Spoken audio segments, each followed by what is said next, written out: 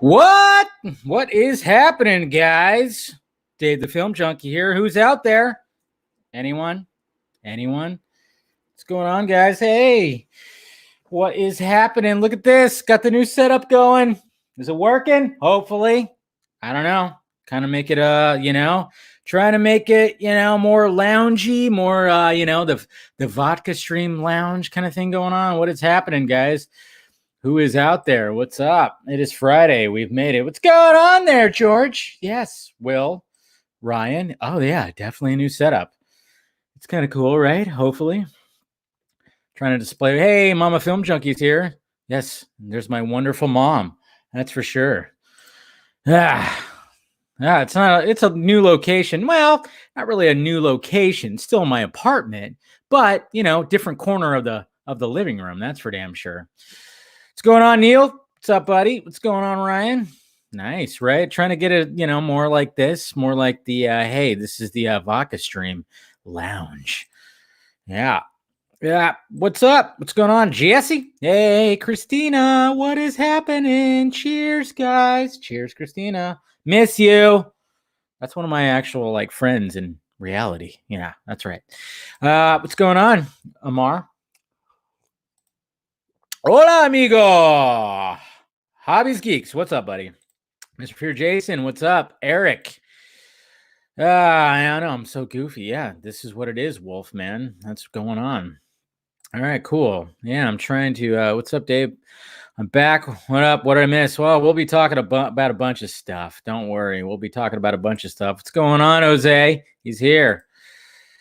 Barb Bun. What? What's going on? Sup, buddy? What's going on, everybody? How's everybody doing tonight? Hi. Enjoying some grub. Yeah. Good. I didn't, you know what? Again, I didn't have much dinner tonight because I was trying to make sure I could set all this up. That's the thing. It's like I had string cheese again for dinner. I swear. The past 2 Fridays, I've had string cheese for dinner. But yeah, guys, here's the new setup right here. This is what I've been talking about because, I bought the pub table and the bar stools, and I was like, all right, cool. I want to have some kind of setup for the vodka stream and, more relaxed environment and stuff like that. So, yeah. And then, of course, you can see all my stuff behind me right here. So, but cheers. First off, cheers, guys. It is Friday. Thank God, of course. This was a long week for some reason. When it was Tuesday, I thought it was Thursday. Yeah, that's what happened. I literally woke up and I thought it was Thursday and it was Tuesday. That's really bad. It's bad enough when it's only a day off, but when it's 2 days off, really bad. So cheers, guys. Okay. Wow. There you go. As long as Christina is totally digging the vibe here, so that's good. What's going on, Churro? What's Stallone fan is here? What's up, buddy? How you doing? Look who it is. It's the Batman. That's right. Thank you, Lee. Thank you for all those crazy gifts, man. I'm gonna incorporate at least that one Batman Returns gift. That's for damn sure. How's it going? I know. I don't know. I think he is. He actually did a live stream. Didn't he do a live stream on IG tonight? Yeah. So I think I think he didn't really answer any other questions, but it's fine. It's totally fine. I don't think he's going to answer any Joker questions for a bit there, but we can always hope so. But anyways, guys, yeah. So here it is. Here's the setup that I'm hopefully gonna, I might make some tweaks, but got my little shelf with all my shit on it. I mean, my God. So much. Yes, there's a lot of Batman. Of course, there's going to be a lot of Batman, naturally. But I'm digging it. Like I said, I bought the pub table and bar stools, and I was like, all right, I want to somehow incorporate it because my apartment's kind of weird, guys. My living room. Okay, so we got my living room, and then there's a hallway right there. You got the bathroom, then you got my bedroom, then you got the kitchen. Okay, so when it came to, I didn't really have I had a somewhat of a coffee table in my living room, but I was like, no, I need I just need something that I can just eat on, eat food or whatever the hell. And I just was like, all right, I'm gonna buy this this little, like, I want like a bar kind of feel. So I got the table, and then of course the stools. So I had it right here, and I was like, all right, how do I incorporate this with the vodka stream? Because I want it to be like kind of loungy and kind of laid back. Thomas, what the hell? Thomas is here. Whoa, where are you at? I just clicked the wrong thing. Thomas, hey man, it happens, man. I'll tell you, like, that was. I mean, I'm still on cloud nine, guys. When it comes to all that, when it comes to the Snyder interview, I was like, I'm still like, I can't believe it happened. I still can't believe it happened. But yeah, nice to see you, Thomas. But anyways, yeah. So then, of course, I was like, all right, I got to make sure I got some stuff hung up. We got Victor Koo, his art right there. I know it's kind of cut off. I was trying to, of course, center everything. Of course, I got the Snyder Con poster with all the signatures from Snyder, Fong, Debbie, Citrone, everybody from there, and of course the circle of 214. Great stuff. And then of course I have my little shelf right here with my books, some comic books right there, and of course my just stuff that I've randomly purchased over the years. Then of course I got my Spider-Man poster. Now, the Spider-Man poster, guys, this Spider-Man poster, the reason why it's framed and the reason why it's right there, it's pretty special. It's a special poster because obviously, why do you think this poster is special? I'll give you guys a minute. Why do you think this is a unique and special poster? Let's see if you guys catch that one. If you guys realize why that is. All right, just making sure. See? Alejandro, you got it. You got it already. Yes. So, backstory about this poster. I mean, I think I've actually talked about it in vlogs or whatever the hell, but yeah, the backstory about this poster. So, I've had this poster for 15 years. Okay, 15 years. When I first, my first year being a cable guy, when I got the cable guy job back in 2005, one of the jobs I had. This one guy and I went over to fix his cable. I fixed it. He was a cool dude, and he goes, "Hey man, I got these posters. I work at a print shop. I got these posters from Spider-Man, and these are rare posters because they pulled them." And I'm like, "Oh yeah, because in the reflection of the eye, you have the Twin Towers, because these were teaser posters that came out prior to 9/11, 2001. These were the teaser posters that you saw in the movie theaters and everything like that." And they even had a teaser for the first Spider-Man movie where it was like, oh yeah, that's right. They had the helicopter with the web between the two Twin Towers. But of course, after 9/11 happened, they pulled these posters and they pulled that teaser.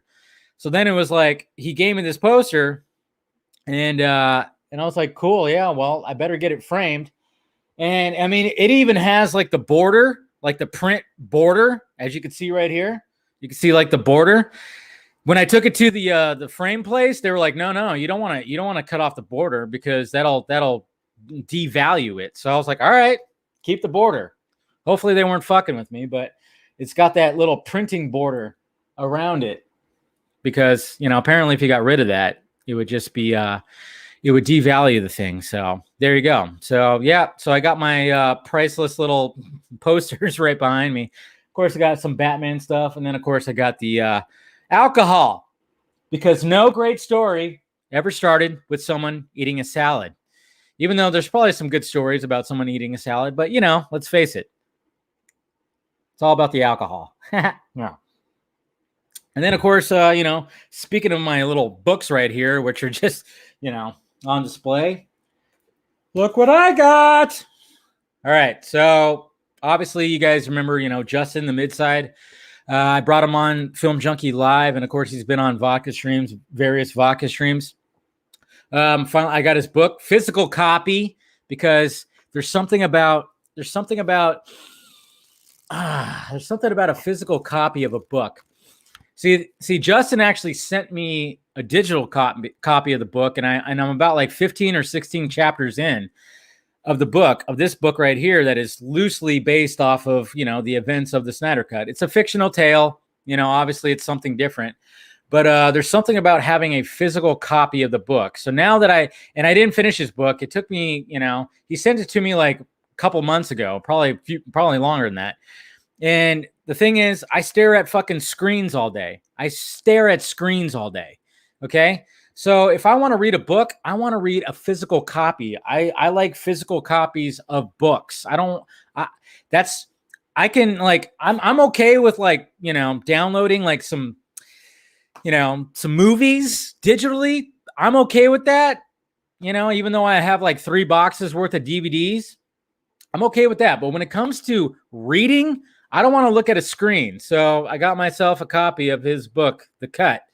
So I plan on, of course, and then you can see like the mid side right back there. So I plan on like finally finishing the book, because now, physical copy of a book. You know what? When I hold like a book like this, guys, I actually have like 80% of a novel in my old computer finished. No, written, I should say. And this definitely inspires me to be like, damn, I need to finish that novel, because, I have ideas, guys. I have ideas. So get yourself a copy if you haven't gotten it already. So it's just nice.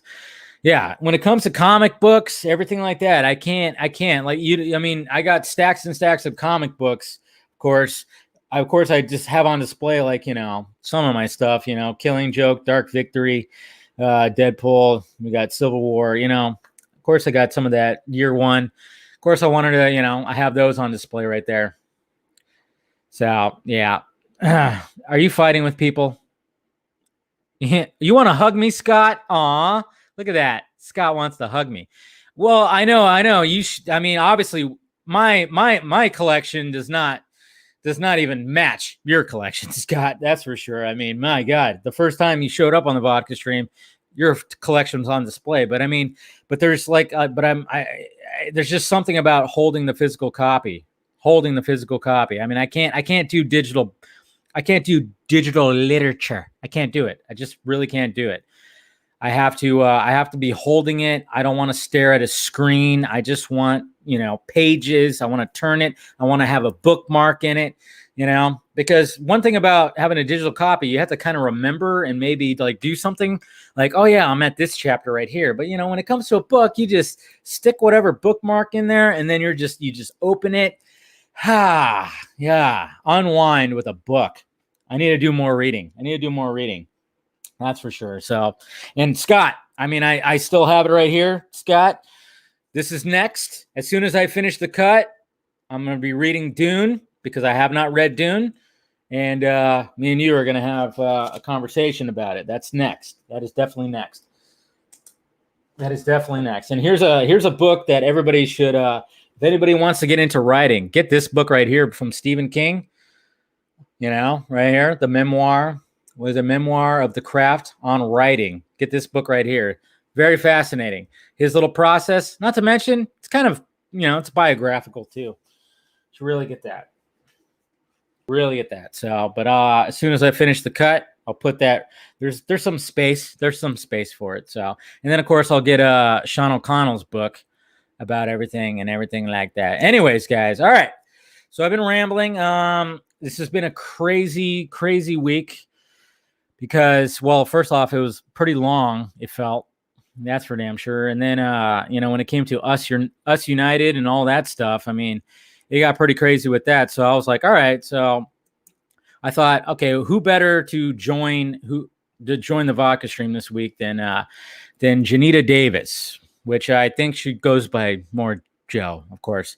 And because I haven't had like a conversation with her. I've had conversations with her and like in chat and stuff like that. So I thought, what better time to bring her on, because she was, of course, one of the people that was really pushing for the hashtag for UsUnited and everything like that. So we'll get her in a little bit. I just sent her the link, so hopefully she'll be joining soon. And then, of course, the panel will join as per usual. Did everything. So Amy Adams was absolutely gorgeous, as always.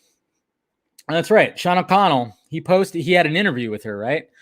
Man, that guy, he just gets all the good interviews. I gotta kiss his ass a little bit more. I do.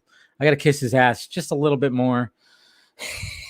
So Sean, if you're out there, yeah. And then of course we'll have a couple of video questions from the Film Junkie patrons out there. Like I said, if you want to join the Patreon, page. Whoops, I don't have it up right now. Let me pull that up right now and start doing some shameless promotion. But if you want to be part of the Film Junkie Patreon and you want to be part of the higher tier, like I said, you could submit video questions and I will show them live and then we'll answer them live. Whether it be you have a question for the guest or the panel, whatever, doesn't matter. Yeah,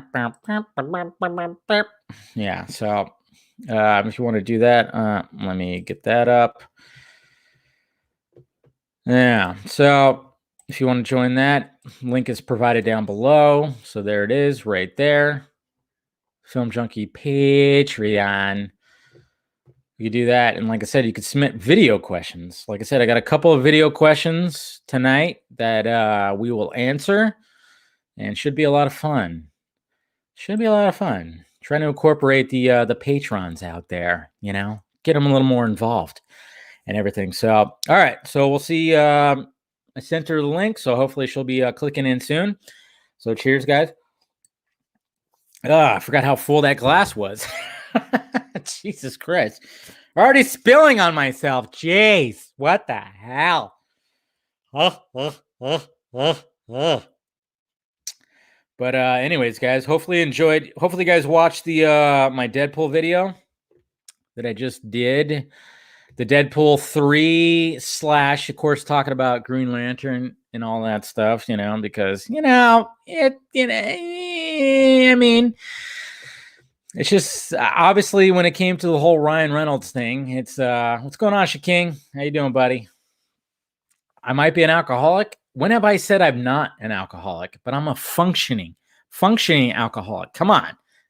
That's what it's all about, okay? As long as I'm functioning, that's what it is. Is Rosemary here? Rosemary, you here? I saw somebody talking. Obviously, when Rosemary shows up, everybody, a lot of people talk to her. She takes over the chat a little bit. Okay, I'm not even gonna recite that what you said there, Jesse. That sounded a little weird, but I remember, there was like a little bit of a autocorrect or a typo when it came to that. When it came to, I don't know, I just see fisting. That's just not right. Yeah. She left us hanging? Damn it. Well, I think it's a little difficult for her because, she's, what is she from? Germany or Europe? She's somewhere in Europe. I totally forgot where she was from. But, yeah. So, the time difference, kind of a little bit of a struggle. She always makes it to the Film Junkie lives for sure. So. She always makes it to there, at least. So, but yeah, I don't know if she'll make it here tonight. It's totally fine. But anyways, guys, yeah, I mean, obviously, I wanted to frame, and I already kind of told you guys, I wanted to frame Victor Koo's art right here, which of course I have his sticker on the back of my laptop. But I wanted to, he sent me the art. He put Film Junkie. He said, thank you, Dave. And then he signed it. And, it's absolutely beautiful. So I had to put it in a frame for sure. And then when I had this thing got damaged. It's okay, Amanda. Like I said, I wanted you to join tonight because I wanted you guys to talk about your new live stream with Joe and Meg.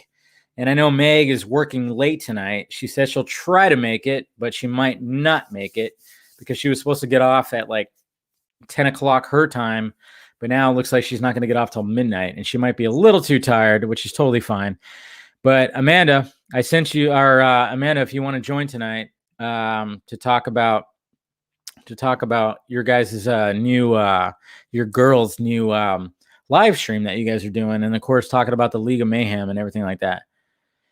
Okay, it's fine. Like I said, it's perfectly okay. Like I said, still waiting for Joe, see if she's going to show up. I know when it comes to people that have families, that have kids, I know it's not as easy, and time differences always are a factor as well.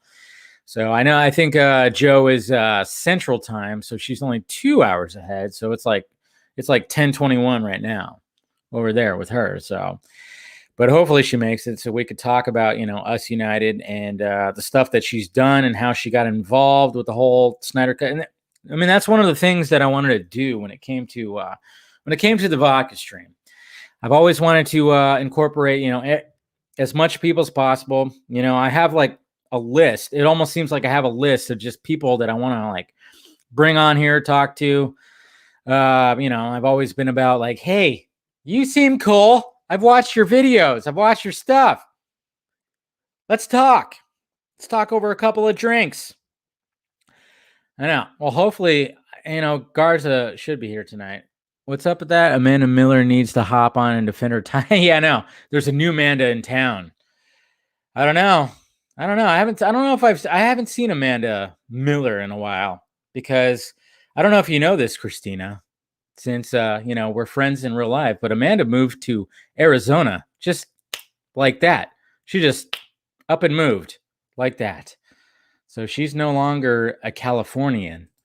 Crazy. Yeah. That was like a few weeks ago. It was just that was like a month. That was like a month and a half ago.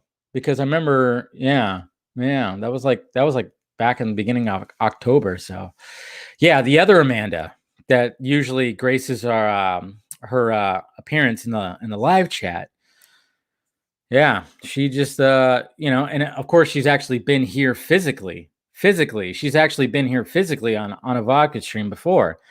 But yeah, she just up and moved to Arizona, just like that. So yeah, it was just like I invited her to a thing, and all she goes, "Hey, guess what? I'm moving to Arizona." And I'm like, "When? This week?" Okay, crazy. So I don't know, weird, but it's okay. Hopefully she's doing. I mean, hey, long as she's out of California. I mean, I want to get out of California. I mean, I've told you guys how much I want to move to Nevada eventually. I want to move to Nevada eventually. We'll get there. And, because California is just turning into Shiza, big time. This freaking, no, not Midwest, Miss Colbert, not Midwest. No, not Midwest. I'm not going to go that far. I'm still going to stay in the West.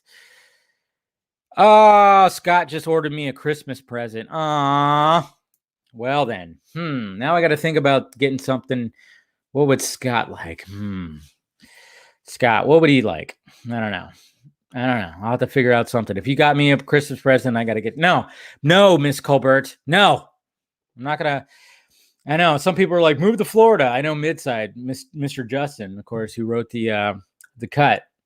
He's like, he keeps telling me to move out of Cali. He said Florida too. Some people said Florida. I'm like, I'm not going to go that far. I'm not going to go that far. I'm going to go Nevada. That's the plan. That's the plan. That's definitely the plan. Yeah. Because, I have family in Florida. That's the thing. I have family in Florida. By the way, this table like turns. So just to let you know. And then of course, this is a new it's one of my new pops right here. I had to get this. You have to get this Deadpool. Come on. Look at this pop right here. I had to get that Deadpool. It's perfect. And I had to put him on full display, just lounging out just like that. So, and then of course I got Michael Keaton Batman right there and everything. So lazy Susan. You have a lazy Susan. Yeah. I got to have the sexy Deadpool.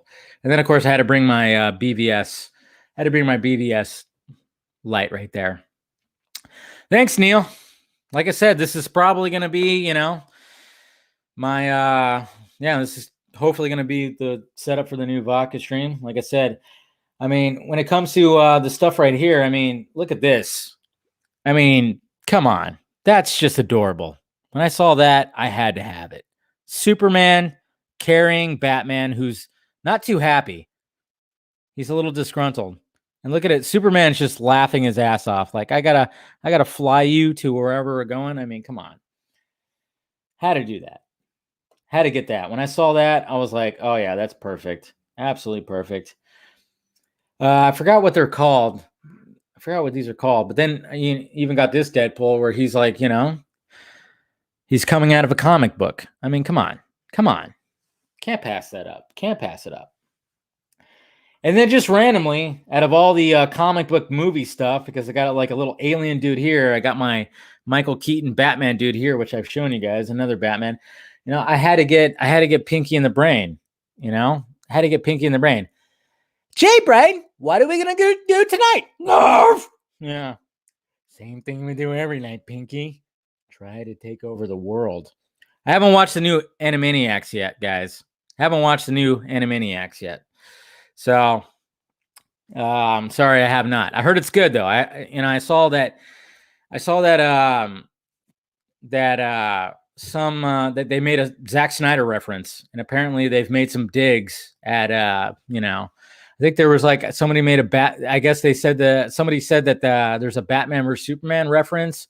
There might be a dig at Joss Whedon in there, but I saw the video where they kind of make fun of Zack Snyder a little bit, but it's good fun.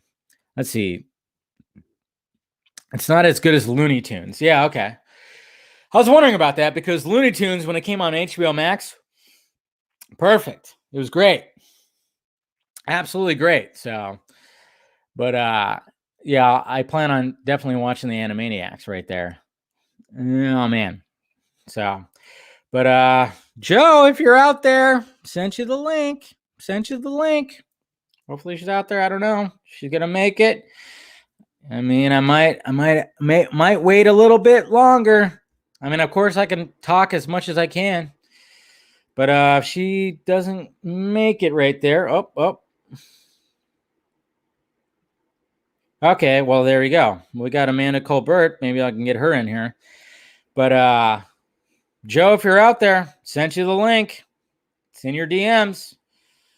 It's all right. If she joins late, it's perfectly fine. Like I said, you never know what's going to happen on the Vodka stream. You never know. It's okay. But she is the featured guest no matter what, even if she joins late. But I get it, We got prior things. She's got kids and stuff, so maybe she got held up or something like that. Yeah. BVS light. Yeah, got all that. Yeah. And of course, you can't see it, but there's like a whole thing of pops right here, of course. And yes, Wonder Meg, I know she's working right now, but she'd be very proud of me. Because I have 3 here. Look at this. I have 3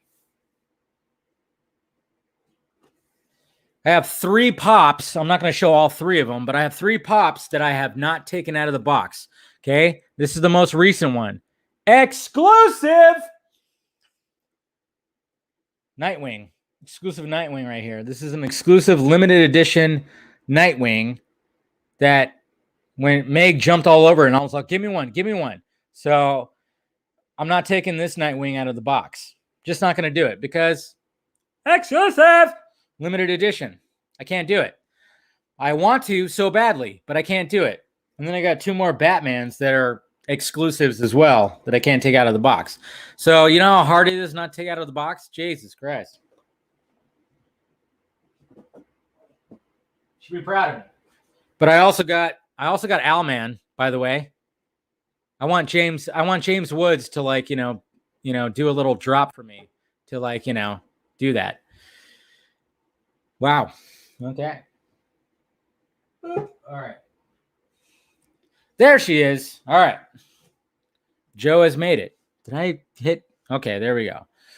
All right. Looks like she has made it. All right. Let me go ahead and set the tweet here.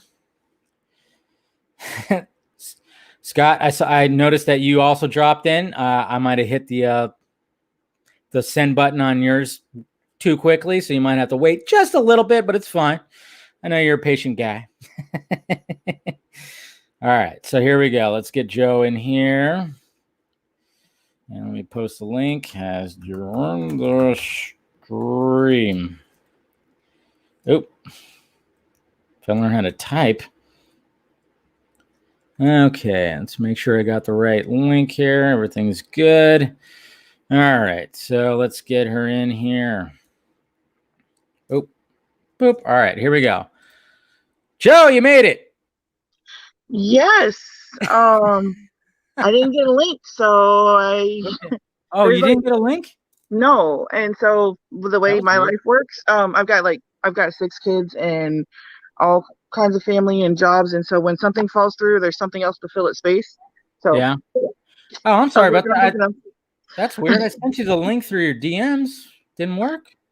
No, I didn't get it. I just got it. I got the one that is there now, but there was not one earlier. So sorry about that. Interesting. I Oh, thought no, maybe it's I all had the right. wrong date or something because I usually that happens a lot. I get the dates mixed up, but Yeah, it So happens.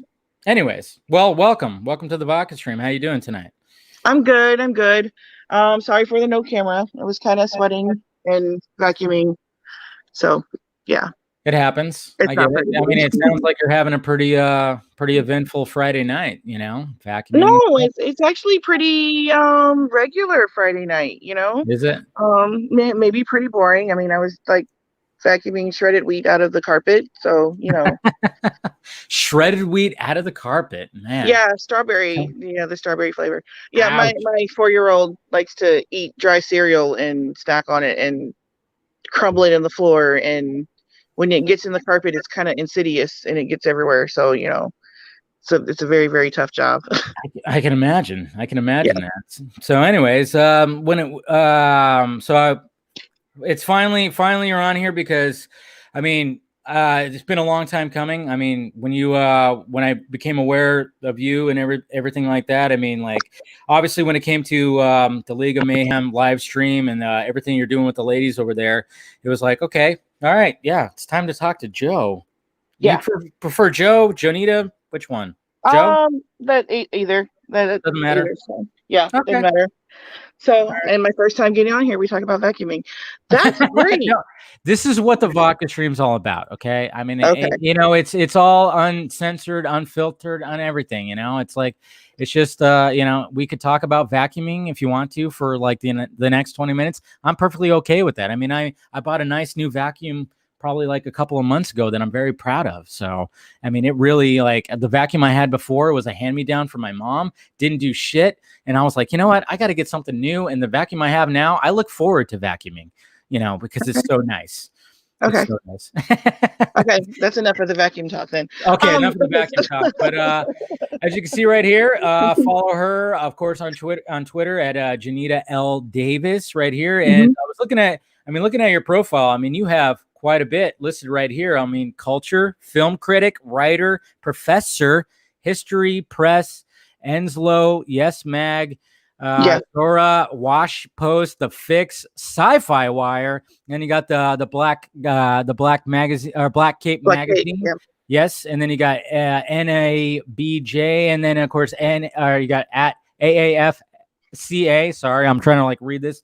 And then yeah, I mean so many things, but I mean the main thing you have there when it comes to the links, you have the blackcape.com. And so you're writing there on there. Yeah. Yeah, that's my website. And all the rest of the stuff that's like where I've published. I've got a couple books out and in the world, and several hundred articles here and there and everywhere. I've been writing but this will be going on year 15, I think. 15. Wow. Yeah, writing everything. So, I started off doing the copywriting, how to whatever's, so, and those are still up. So you may see a how to make a baby cough or something, like, I don't know, some weird stuff like that. From eHow. Yeah, that was like written like well over a decade ago. Yeah. And I still get people asking me about those. I don't remember what those are about. I wrote them for money and I forgot about them as soon as they were written. So, That's just FYI, everybody. I mean, I'm always fascinated and curious about when people like get into, the world of writing, blogging, whatever the heck, whether it be about, what we talk about, of course, a lot about, CBMs or movies or whatever the heck, or whatever, whatever you jump into. I mean, how did you actually like get involved with it? How did you start off? Just, what was the thought process? Oh, the thought process was I got my student loans are about to run out and I need to pay for my last semester of school.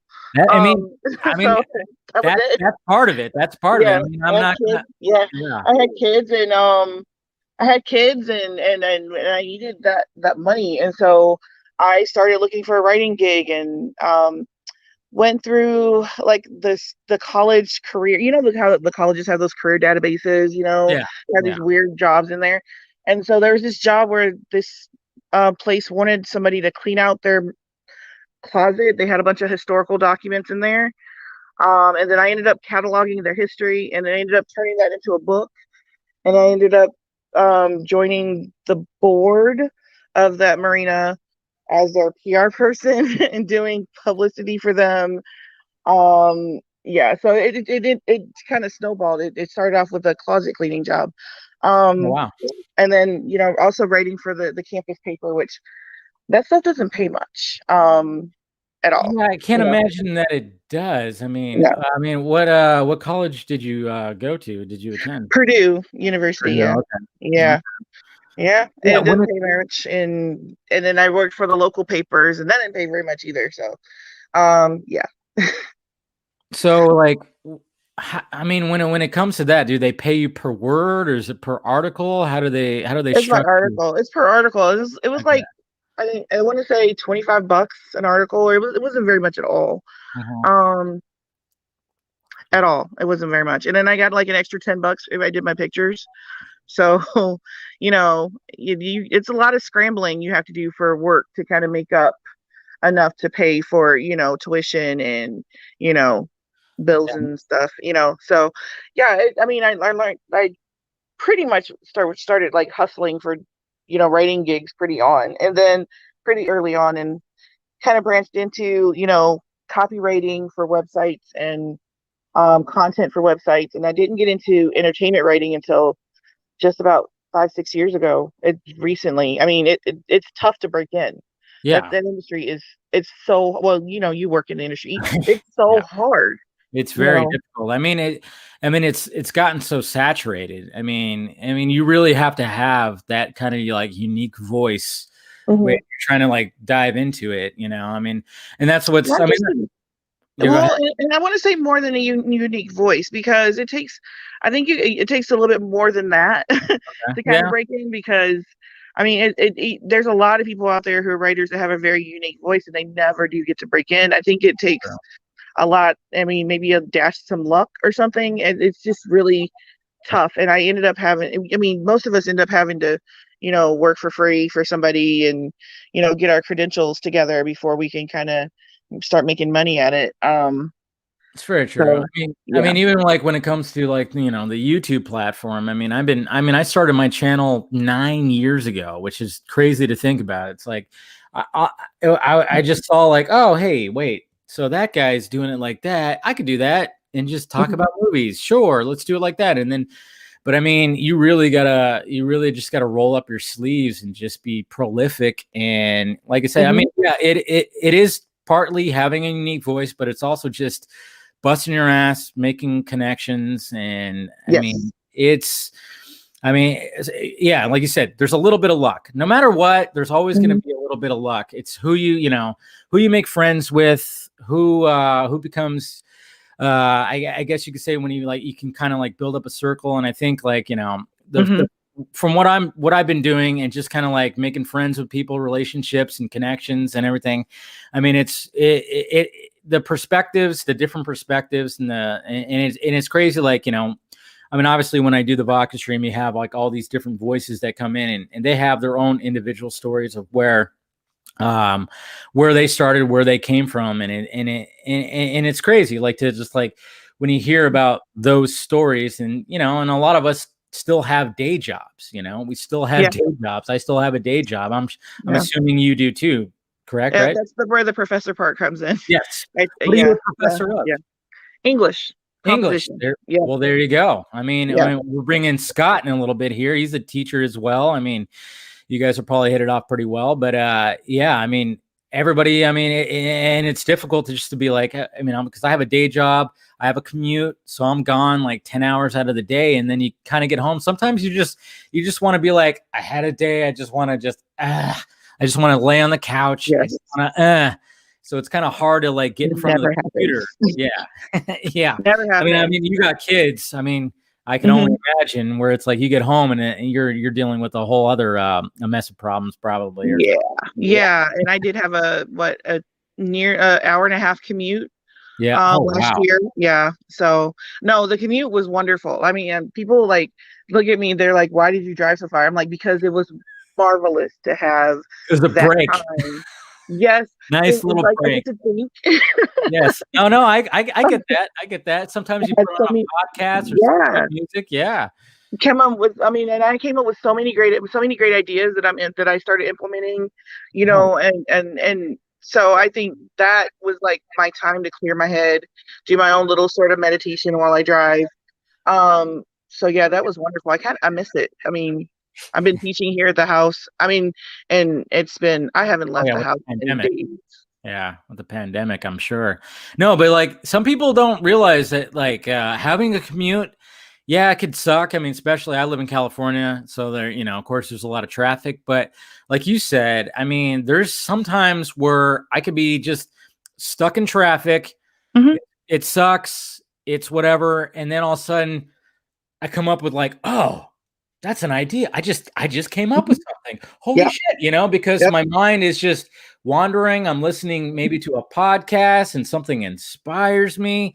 I mean, long as you like take that time, and that's why like I'll take the time to just listen to music, of course. But when I'm commuting or I'm driving, you know, when I'm driving, I want to listen to various podcasts, listen to various ideas that can, you know, maybe inspire something, maybe spark something in the back of my brain. And then I could be like, oh, well, I'm going to try to, you know, put that out there or something like that, you know? Yeah. It's a great time. And if you can use it right, if you can like channel your brain, you know, just correctly, I think tune it. Yes. That's why I feel like you know, I have to tune it the right way. It's really, really great. And I know some days, especially in winter, traveling down 94 around Chicago, it really gets to be gridlocked. And I was like in traffic for 4 hours at one time. But still, when you're like having this creativity going on, I end up starting to dictate, you know, to my recorder in the car at that point. So that's a good tool to have. I mean, I'll even like you know, I have my the Google Keep note-taking app, and anytime like I come up with something, I mean, I have so many little notes that are in there, and sometimes, you know, I'll go back and look at them and be like, what the hell was I thinking right there? I don't even know. Where was my mind right there? Yeah. I'm sure you've had some of those too, where you look back at something, you're like, that's not gonna work. What was I thinking at the moment right there? It was awesome, man, when I came up with it though, right? Yeah. You're very excited and you're like, I gotta save this, and then all of a sudden, like, you know, a week later you go back to it and you go, I have no idea what the hell I was trying to say right there. It's part of the process though, guys. But when it came to like Zack Snyder and the Snyder fandom, when did you I guess become aware of all of that? I knew about the fandom. My husband's like in the fandom. Well, he's a huge Superman fan, and he kind of told me about it. He's been a fan since birth. I mean, we had like stipulations when we got married about different things about his collection and the name of our firstborn son. What's his name? Yeah, he's that big of a fan. So he really, really looked forward to Zach's movie because Man of Steel, he said, was like the first, you know, it was the first time that the Superman in a long time had been, you know, felt real to him. And so he really, really looked forward to Justice League. And I think he vaguely told me about what was happening with it, but I wasn't paying attention much.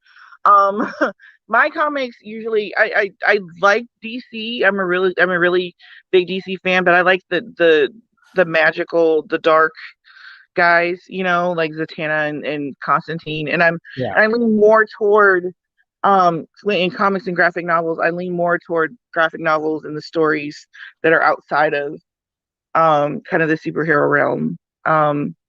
That's me personally. So that's where I was when the movie came up, and we did see it. We did go opening weekend, of course, because how could he be a Superman fan if he didn't have the whole family out for a field trip for opening weekend? And he did not like it, and I did not understand what was going on. I'm like, Oh wow. it was like anticipated movie, and he was not.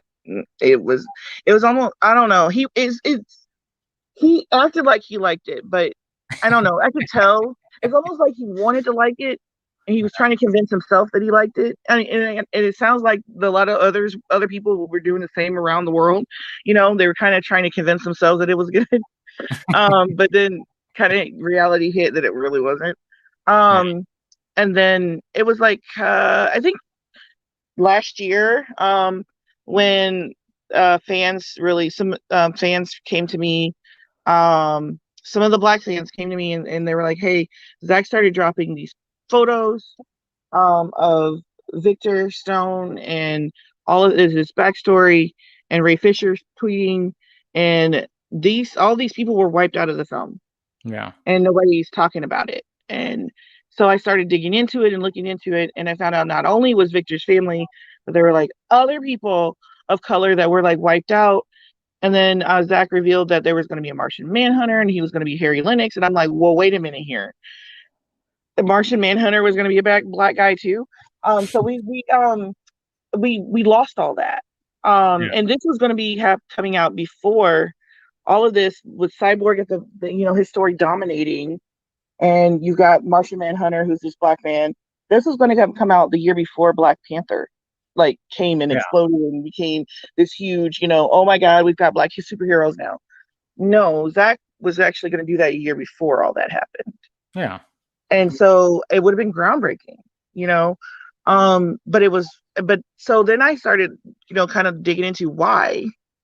And then I really got, hooked into the fandom about that point, digging in and kind of figuring out and seeing what was happening, and then hearing everybody's stories and talking to people. I just really, really got, connected and deep into the fandom. And I mean, these are characters I know well, from being married to like the biggest fan in the world for 20 some odd years. So I mean, I really, really, felt a connection after, doing that story, and then seeing how I was treated trying to get the story out. I mean, I usually pitch a story around, and I mean, a good story like that usually gets picked up, pretty fast, and no one wanted it. Oh wow. No one wanted to hear about it. A couple of editors were like, well, that's going to be a lot of backstory you got to go into, and it's just going to be too much. And I'm like, well, no, not really. I mean, I can tell you, how this can work out, and we can. But no one wanted to even touch it, and so that kind of got my little conspiracy nerd, kind of going, and started talking to the fans some more, and hearing that other stuff was like going along with that, and so yeah, really, really started bonding over just the exchange of information, and then the love of the characters, and all that. That's pretty cool. And you actually interviewed Ray Fisher, right? Not too long ago. And thank you, Thomas, for the donation. Yes. Yeah. Yes.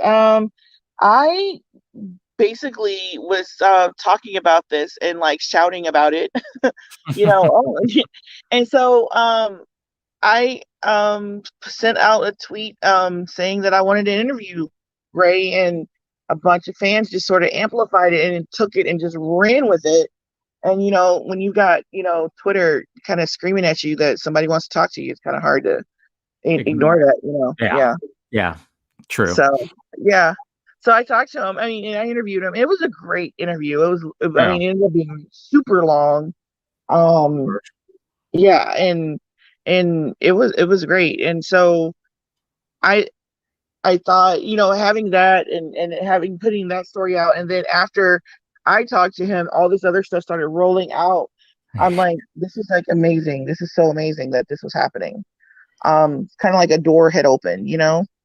Yeah, seriously. I mean, everything that's happening. I mean, I know he's kind of like he's laying low right now with everything, but I mean, when he came out and he was just like, I mean, when it came to Justice Con, which I know you were part of the panel, one of Hmm. the panels, he just was like, you know what?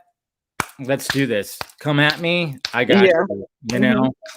And Yeah. I mean, it really excited the fandom and really excited everybody. And then, of course, with everything that happened with that Forbes article, where he was like, "All right, let's just get it all out there," and then everything Hmm. surrounding that was just like, I mean, it was a little bit of a shit show because the fact that Shiraz got deemed like, oh, he's just a Snyder fanboy that Hmm. interviewed an actor from a Snyder film.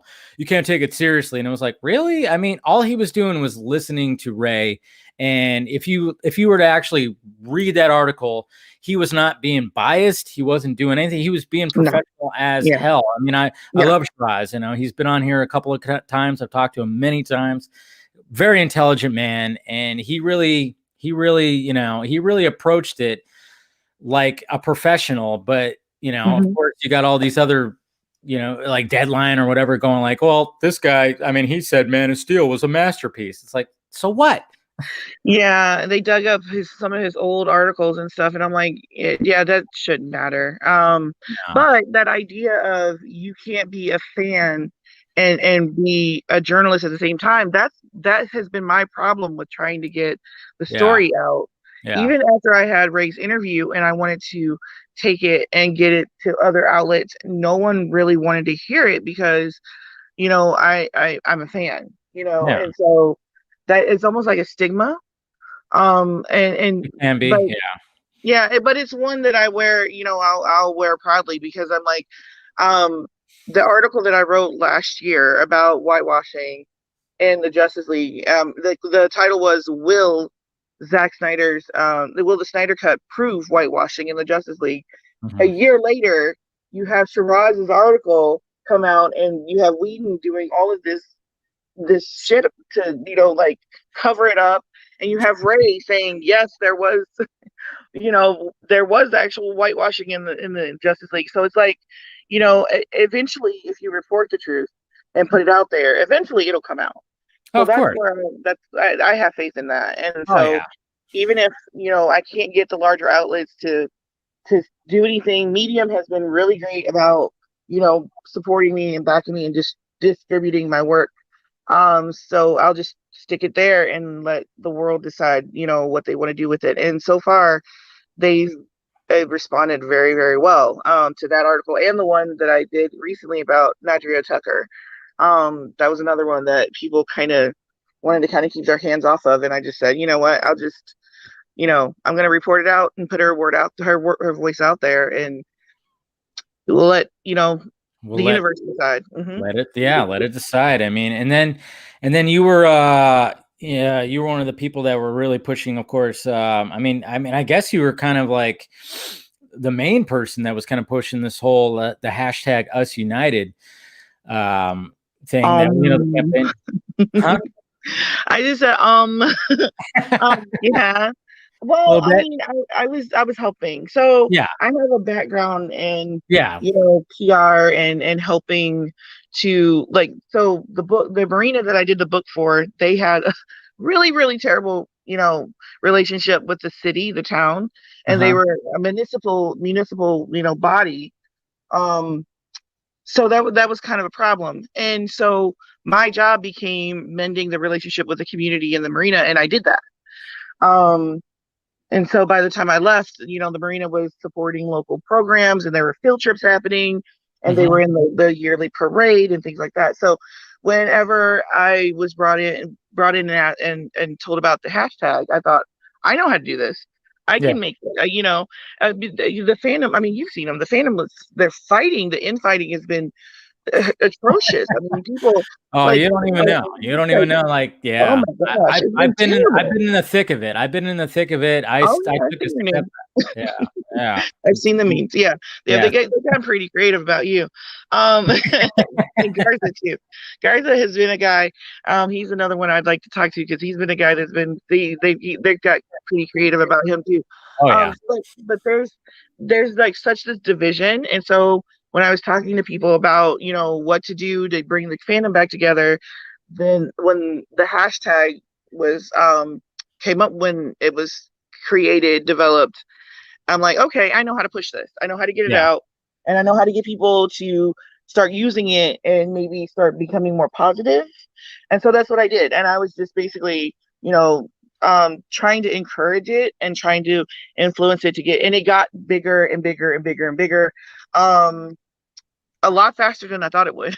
yeah. It was great. So yeah. It definitely jumped out there, and then of course having Snyder and everybody pretty much just I mean, backing it up. I mean, this past week has been pretty crazy. I mean, what was some of your favorite moments that came out this week when it came to like posting images and stuff?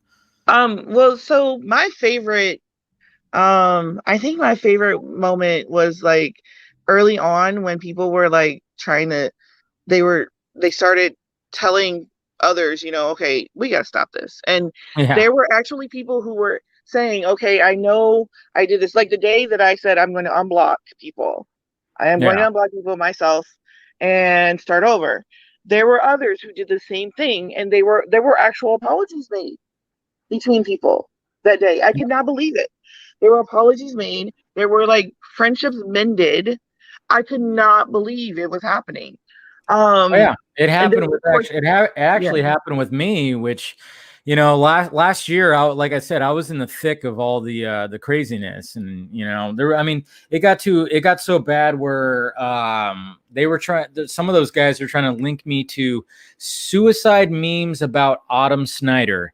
They were linking me to that somehow, and I was like, I remember when that happened, and I was like, going, how the hell am I linked to this? And I literally like when I got home from work, I was like going, I was getting in people's DMs going like, how am I linked to this? And I was trying to figure out exactly how it was happening. And it was pretty crazy. And then I finally got a legit answer where somebody was like, no, it was all made up, dude. They were trying to just they were trying to destroy your credibility and blah, blah, blah. And it was insane. Like I couldn't believe it because I was like, there's no way in hell that I would actually post anything, any kind of meme about suicide. And, and speaking of suicide, guys, the donation link for AFSP is down below. If you guys still want to donate, still there. I'm putting it at the bottom of all the videos that I'm posting. So if you haven't made a donation yet, please do. It's always for a good cause. This is what it's all about. This is what the hashtag is all about. I mean, I'm 100%. I mean, yes, well, of course, we love all the goodies like the images I'm showing right now, which a lot of the people that are part of the movie tweeted out or Instagrammed out or whatever the heck. But it's all for a good cause. But yeah, I mean, it got pretty crazy. But you're right. I've actually received a couple of apologies from people that did not like me last year. They thought I was like I don't know why they thought I was against a lot of things. I'm like, I mean, like, I make videos, anything about the Snyder Cut, anything about Zack Snyder, I'm all about, but they were like trying to make me like anti-Snyder, and it just didn't make sense. But I've actually also have received some apologies, which I was like, fantastic. Yeah. No hard feelings. Water on the bridge. Let's come together. Let's unite. Come on. Yeah. See, it worked. It did work. It did work. Did. I mean, there's always going to be there's always going to be that section that's not going to be about it. And I get that. Yeah. I sent over 50 block and reports. Yeah. Like, I mean, there was going to be, I remember I saw that you were going to unblock people and some other people were going to block people. I'm like, there's some people that I'm not going to unblock because I just know they're not going to follow suit. They're not going to be about it. And sure enough, they're not about it, but it's, what can you do? There's always going to be those people, Yeah. And I was sure I made sure that I said every time, hey, do not do this if you do not feel comfortable, because I'm not a proponent of everybody needs to forgive and forget, because some things cannot be forgiven and you No. should not be forced to forgive them. You Yeah. know, I mean, so there's some certain things that people have been a victim of. They should not be forced to let their, aggressor off the hook. That's no, that makes no sense to me. So No. I was sure to say, okay, this is my personal decision. No one else has to do it. But I was amazed at how many people actually did, and it was amazing. No, So it's great.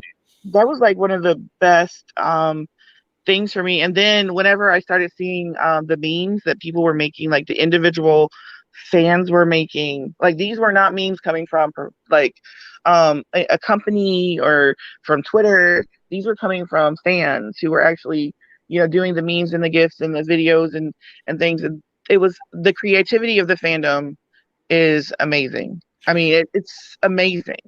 It really is. So, I mean, though, I mean, yeah, there's like I said, there's always going to be that small little section. There's always going to be that, and I just tell people like you know what, just ignore. If you have to mhm, mute, you don't have to full on block, but you can mute, which I've done many times because it's just like there's nothing you're going to do. I mean, if they're going to be again, but it's kind of, it always struck me as weird when it's like you literally have like Zack Snyder himself going Us United, using the hashtag.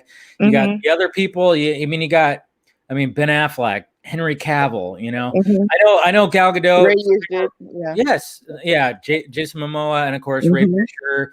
And I mean, I know some people are wondering like, oh, what happened with Gal? I think there was a little bit of like conflict when it came to the Wonder Woman 84 news. That's why Yeah. but she still supported. She liked Zack Snyder's donation tweet. So I Yeah. was like, okay, I understand that. I mean, there's still a business that's happening right now when it comes to these movies, and her Mhm. movie has been just stuck in limbo with all this pandemic shit, which Right. sucks. And And that was 60 days out, with the yes, marketing. Yeah, that marketing is intense right now for Wonder Woman. So yeah, she can't deviate from that probably. yeah, yeah, she can't. I mean, I'm sure when she received the news that HBO Max is going to stream it and they have this plan, I think I honestly think, and that would be a thing that I would ask Zack Snyder if he ever to show up again, is he tweeted out the Us United of Wonder Woman like early on, and I was like, I bet he did that because she couldn't do that because Mhm. of everything that happened. I was like, I found I when he tweeted out an image of her, holding the shield, Us Yep. United, I was like, interesting because why wouldn't she do that? And then, oh, probably because of the HBO Max Wonder Woman 84 news. She couldn't, she was probably told not to do that because there was a Yeah. conflict of whatever the heck. Yeah. I think even last year I had this conversation with some people about they were asking about cast members who last year were not as vocal, Yeah. and I tried to explain to people how, in marketing, Cavill, yeah, these things are very carefully crafted. very touchy.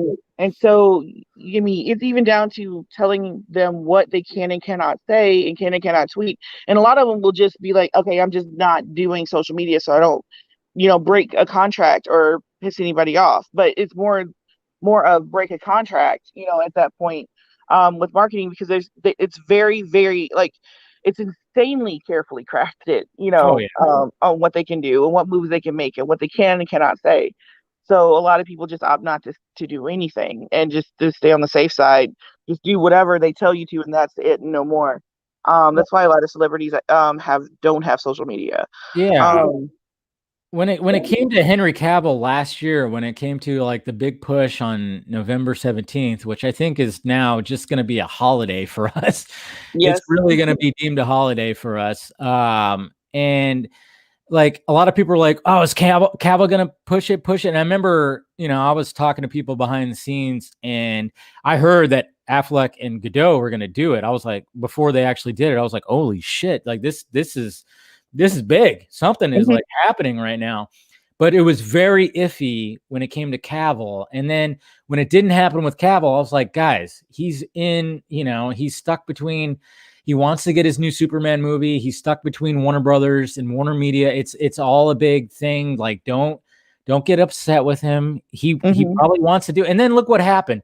look what happened this year when Zack Snyder's Justice League got announced. He was there. He showed up to the live stream, at the end of the Man of Steel watch when it happened. Like, it was, when I saw that, I was like, oh, I can't be more happy. The fact that Cavill was there, kind of telling Snyder, hey, announce it. I want to show my face without it being all effed up. Right. Yes, it was a The beautiful moment. cast support. I mean, Yeah. I know people doubt, but the cast fully support this, and they will do whatever they can. Oh It's just yeah. that there are lawyers, there are there are contracts, and we have to be understandable. That's another thing about the fandom, and I hope that with the Us United hashtag and all the talks that we kind of maybe can do better at is just with the dragging of people. There's a lot of times that a lot of people are dragged through the mud by the fandom, and they really shouldn't be, because Yeah. this stuff is out of their hands, or they shouldn't be, because, well, this is what they do, like today, with Grace, and Oh yeah. Garza. yeah, and I'm like I ended up telling somebody, okay, yeah, the girl has to eat, that she's got to pay her bills. Yeah. So whenever some far-fetched hot take is put out by her, I'm just thinking, oh yeah, she's got to buy some groceries. Okay, that's what that is. Because all the clicks, that's what the clicks are doing. They're paying her bills. And I'm like, Yeah. I don't hold it against her. That's what this industry does. It makes you have to do stuff like that to keep the lights on. Well, well, I think when Challenging. it comes to when it comes to Grace, I think it's like, she has sources. She's gotten to a point, and you know what? I mean, regardless of what you feel about her, I mean, I don't always watch her stuff too. I was never really like, there's some times where I was like, Grace, whatever, Mm-hmm. and I've been vocal about it, but I'll always respect her, and I'll respect anyone for building their brand to Yeah. where they get it to where it is. I mean, she's bust her ass to get where she Mm-hmm. is. I mean, for God's sake, I mean, like last year, she ended up having a cameo in Zombieland, the Zombieland sequel. I mean, Oh yeah. that's awesome. Girl is That's good at what awesome. she does. Yeah, she's good at Yes, what she does. She's a pro. But yes, she really and is. And Snyder confides in her. yeah. Yeah. Yeah, she is really good at what she does, but I just think people need to, like, whenever she is wrong. I mean, Be a little like, hesitant. Don't always attack, yeah. I mean, I mean, that's give the her the problem though. clicks so she can keep the lights on and let it go. She's getting some good I mean, stuff. and it's funny too, because I've actually, I've talked to people on Twitter where it's like, oh, Grace is lying. Grace is lying. I'm like, I don't think she's actually lying. She just got fed information that probably was misinformation. Yeah. She has like these sources from Warner Brothers Pictures. I mean, when it comes to the Snyder Cut stuff, I mean, it's a different thing. It's Warner Media. It's AT&T. And I've said this time and time again, when it comes to like some of these people that are like getting scoops from Warner Brothers Pictures, it's like, it's not the same. I mean, Warner Brothers Pictures some of those people were actively trying to, squash the whole Snyder Cut thing. They didn't want it to come out. They did not. But Warner Media, this whole new guard that we're trying to get out there, we're trying to get rid of the old guard, which is what Fisher is trying to do with his investigation. Get rid of that old guard. We got this new guard that's coming out that is totally like, hey, this is director driven. We want to give the opportunities to whoever can, like, give us a good product and everything. We want that. We don't want this Mm-hmm. old guard anymore. I mean, Mm-hmm. the fact that what Warner Brothers Pictures and what Fisher is really trying to do with his investigation is trying to get all that toxicity out of there. So then we Yeah. can just get the shit that we want to see, and we want to hear the stories told from, diverse minds and everything. Yeah. Yeah. Yeah. And listening to the fans. I mean, HBO Max basically had to come out and basically say, okay, these people are subscribers. Yes. Why would you not give them what you want? What you want? This is Exactly. like dollar bills. Each person is Yeah. like money. So why are Mhm. we fighting them? Why not give them what they want? Exactly. And take their money. Yeah. And to me, that's like the simplest thing. And I don't understand why Warner Brothers fought against the fandom for so long I and know. gaslit the fandom and trolled them, when you could have been making money off of them this whole time. They will Exactly. buy the merch. I mean, well, I say they, I mean, I've got several things. I mean, we will buy the merch.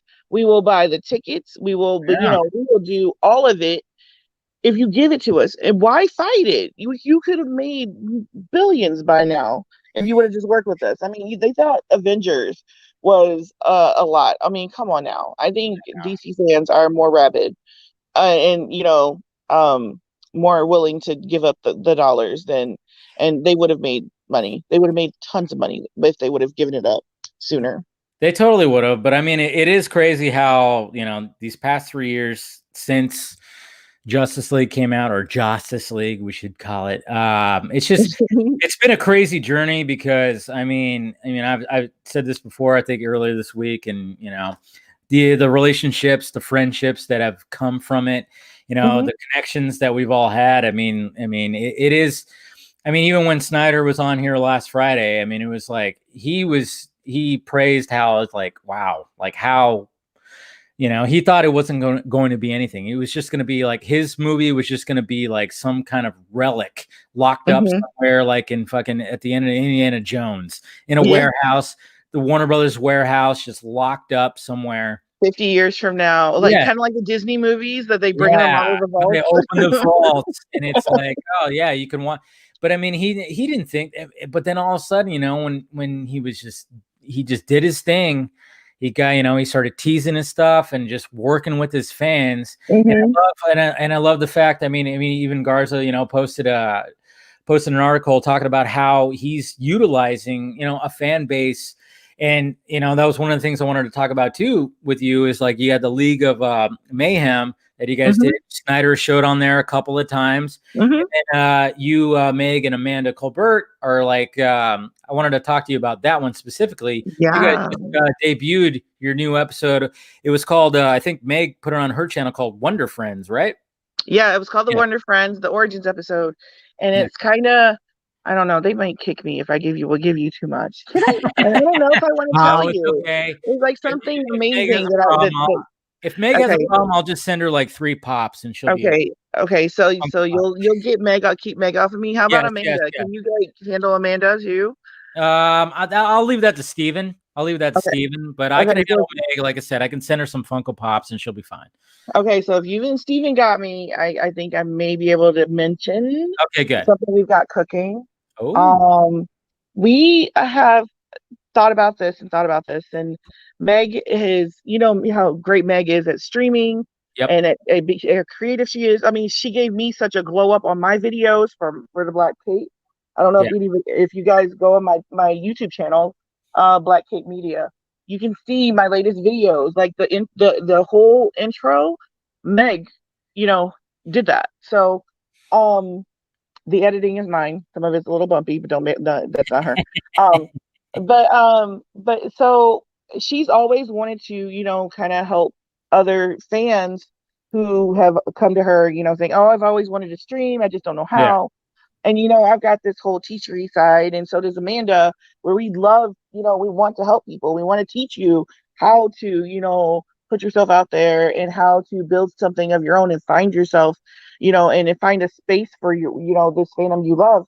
So we are starting a channel that is going to be all about the fans and doing fan stuff. And it's going to feature, at first, it's going to feature us. And Fatma is another fan who's going to be on there. It's going to feature us and us doing just our fan weirdness. But we're also going to make space for others who want to learn and who want to try and who want to, start. If I have a place to start, have a place to speak out, to, basically be themselves, So, it's going to be a little bit different than what you guys have. Your show is all about you. And that's fine. Yeah, and that's good. That's great. Yes. And a lot of people look at you and they're like, I wish I could do that. So we want to do a channel that's going to allow them space while they're getting coached to become that. No, that's awesome. When I talked to Meg about your guys' idea and like just bringing on, different voices throughout the fandom and stuff. I'm like, that's great.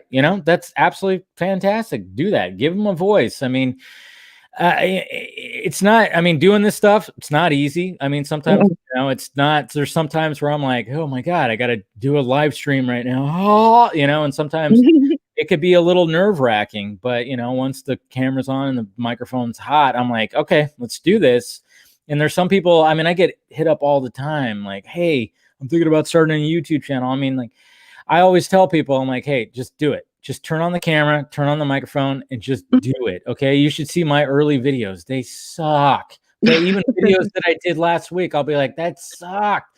It's always going to be a trial and error. It's never going to be perfect. It's not, just all you got to do is just do it.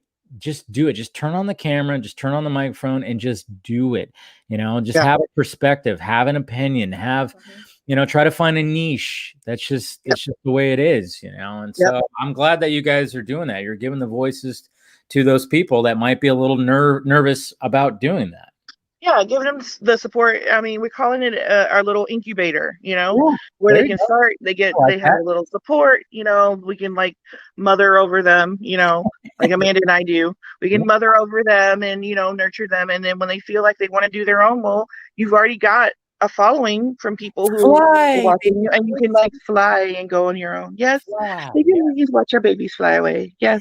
It's but I think it's like it's going to be a great opportunity. I really see it. One of the things that when I was in talks about what are we going to do for the anniversary, and then with the UsUnited hashtag, one of the things that came up was, what is going to be the new mission for the fandom? What are people going to look forward to? And that's what kind of got me thinking about this is like, well, they can look forward to making their own space, community. And so in a community, you have your own little house, your own little business, and so this is our way of helping people start their own little space in the community. Yeah. No, that's great. I like I said, like when I heard about the idea, I'm like, perfect, great, do that. And and if that's gonna, even if I can have any kind of assistance on it, and bring them on to this or whatever, to have like a relaxing conversation, have a couple drinks, whatever, just promote. And when it came to all this, especially during the pandemic, I was like, hey, people are craving content. If you want to put content out there, people are going to swallow it up right now, because people are, they're stuck at home, wherever location they're at. And, specifically when it comes around our fandom, it's like, a lot of people don't even know, like, wait a minute, there's a whole other Justice League movie coming out. It's like, yeah. And if you want to learn the backstory, there's many voices out there that have a perspective about it. And let's talk about it. Listen to them, and if you want to talk about it, come on, let's talk about it. So yeah, there's plenty. And there's this whole thing that I talk about, that everybody's like afraid that there's only a certain amount of topics, a certain amount of audience.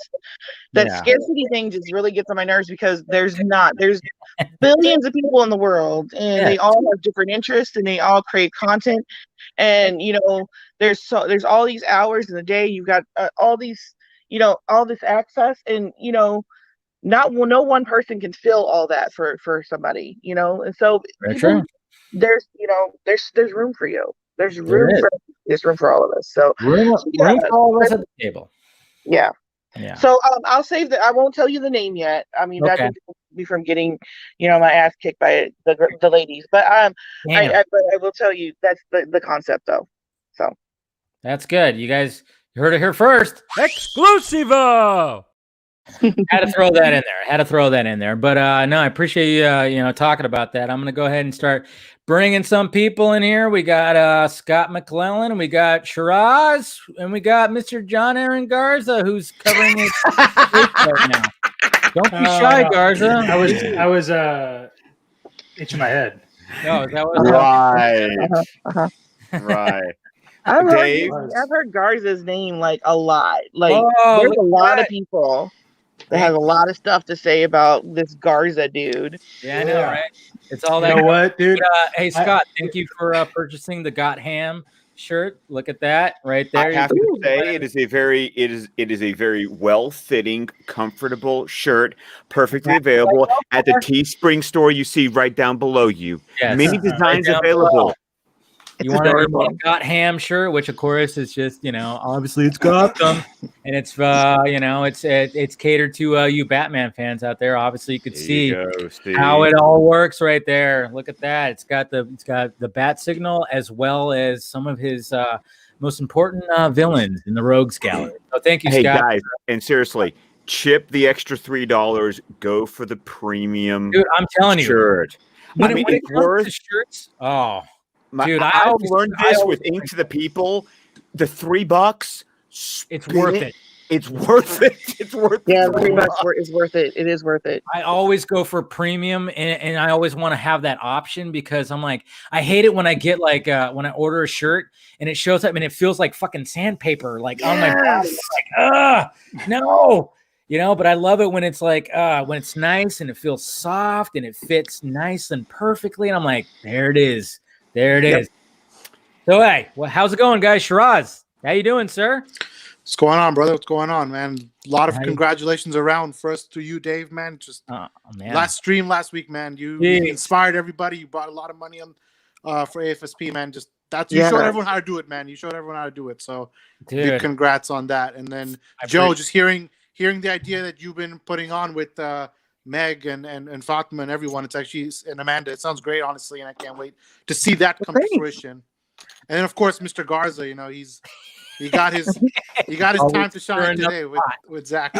It's funny because dude, said, I mean, she's heard my name a lot, but I'm not. This is not me bullshitting, and I'm not like you. You guys know when I'm joking or I'm being facetious, and I'm not. He's about to say something weird.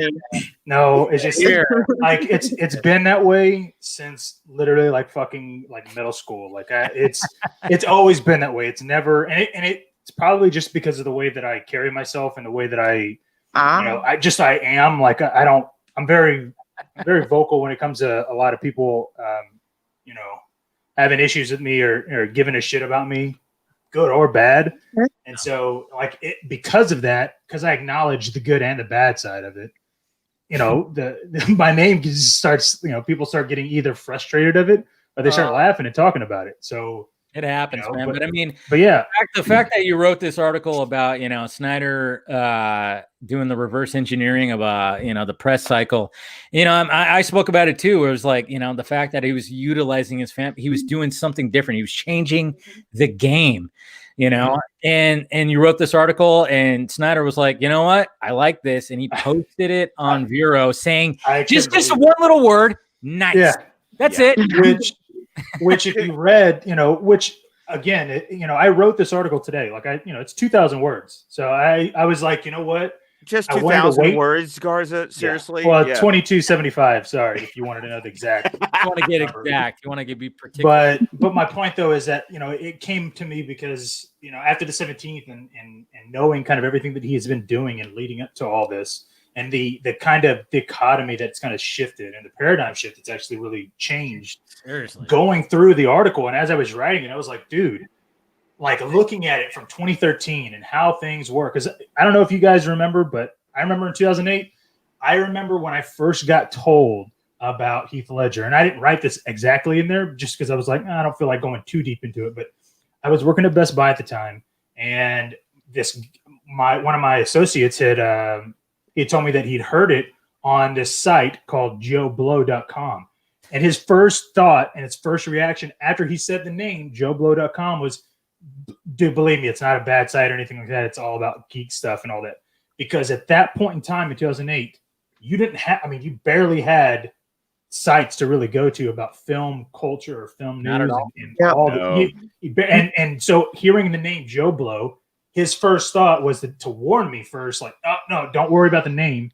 Just believe me, you should go there and check it out. And so that's when I first started recognizing that they were doing something. And that was actually one of the first few sites that I ever actually read. And then as I explained in the article, going to watch Man of Steel, I didn't know all these articles that were involved with MCU and all that. I didn't read any of that because Joe Blow didn't do any of that. And so when I saw Man of Steel, I was like, oh, dude, I loved it. And then I was seeing a lot of people say that, no, you're wrong for it. And then same thing with BVS. It was like they were telling me that I was in the wrong for liking a film. Well, Garza, that's the reason that Tim and I started our show was after Man of Steel. We were just like, we finally got fed up with people telling us the movie that we loved sucked. And we were like, similar to, and I love what Joe was talking about and what she's doing with Meg and Amanda, because I feel like those of us in the fandom who find a way to have a voice, we then pay it forward by empowering someone else. Because I can't tell you how many people have commented about us after 5 years about, dude, you were like our oasis in the desert. Somebody actually liked this stuff. And even today, I want to give a shout out to the Geek Ultimate Alliance, because that's a network of podcasters that half of them, or if not more, were listeners of ours. And they actually listened to our shows, interacted with us, picked our brains, got some tech help from Tim, and they went off and created their own network. And it's just so fun to go look at them and go, oh, there's Greg, there's Nathan, there's Travis, and they still listen to our stuff, and now we're listening to their stuff. And it's just this, I love the community that we participate in, where it's not, oh, they're doing a show and they're competition. It's like, no, cool. I can go listen. They now have a voice, and I can go download and listen to their stuff. Yeah, the way they spent all those years listening to my stuff. It's not like it's not like when when you have shows competing for a spot on TV on at 6 o'clock or late night hosts competing for the 11:30 spot. You can listen to whenever. I'm when people, even when maybe sometimes our live streams overlap, I'm like, guys, you can always go back. You can always go back instantly to watch something. And I mean, there's been times where I think there was one time with you guys that was like, oh wait, you guys are going to be overlapping around the same time. Or there's been times with Swenson or something like that. And I'm like, hey guys, choose whoever you want to watch. You could always go back. It's perfectly fine. And I'm like, if you want to watch them, perfectly fine. I'm okay with that. I mean, I'm good with that because these are my friends. It's fine. And then Shiraz, I know you've been doing the same thing, especially with writing. Talk about some of that, because I've been following that only because once I found out about you, I think probably around 2016, it's been something to follow, and it's been one of the reasons I respect you so much. And the respect goes both ways for sure. I think the story that you guys have been pointing out between Garza talking about how he felt after Man of Steel, and with you and you guys, Scott, as well, and you and Tim with the Man of Steel. For us, it was right around the lead up to Batman versus Superman. We were seeing it might have been after the Doomsday trailer, the second trailer or something, when my brothers and I were sitting there and we're like, I don't know, there's something missing in this space where I feel like there's a vacuum. Someone can get in there and try something new. And there's especially a vacuum when it came to people of color doing it, and especially in the fandoms. I was like, okay, if someone's going to do it, at some point we can't just keep waiting for someone else to do it. Let's just try it, And it started very quickly, a little Twitter page becomes a site becomes YouTube, and then synergy gets started. And then we start building the community aspect, which I think is the perfect word you, Scott. You said the community, because that's what comic book debate became very quickly. It was like, okay, we're going to bring on writers and content creators who are new and who are just starting out and who might not get a shot otherwise, and let them just put their stuff out, publish it to an audience, and see what sticks and see what doesn't, and learn themselves through the process, because we were learning with them. We were all in the trenches together. There was no hierarchy where it's like, okay, one guy is up here and everyone is here. Now we're all fans, and we're all trying to create content and do something new in a space where it was the wild west in a sense, especially for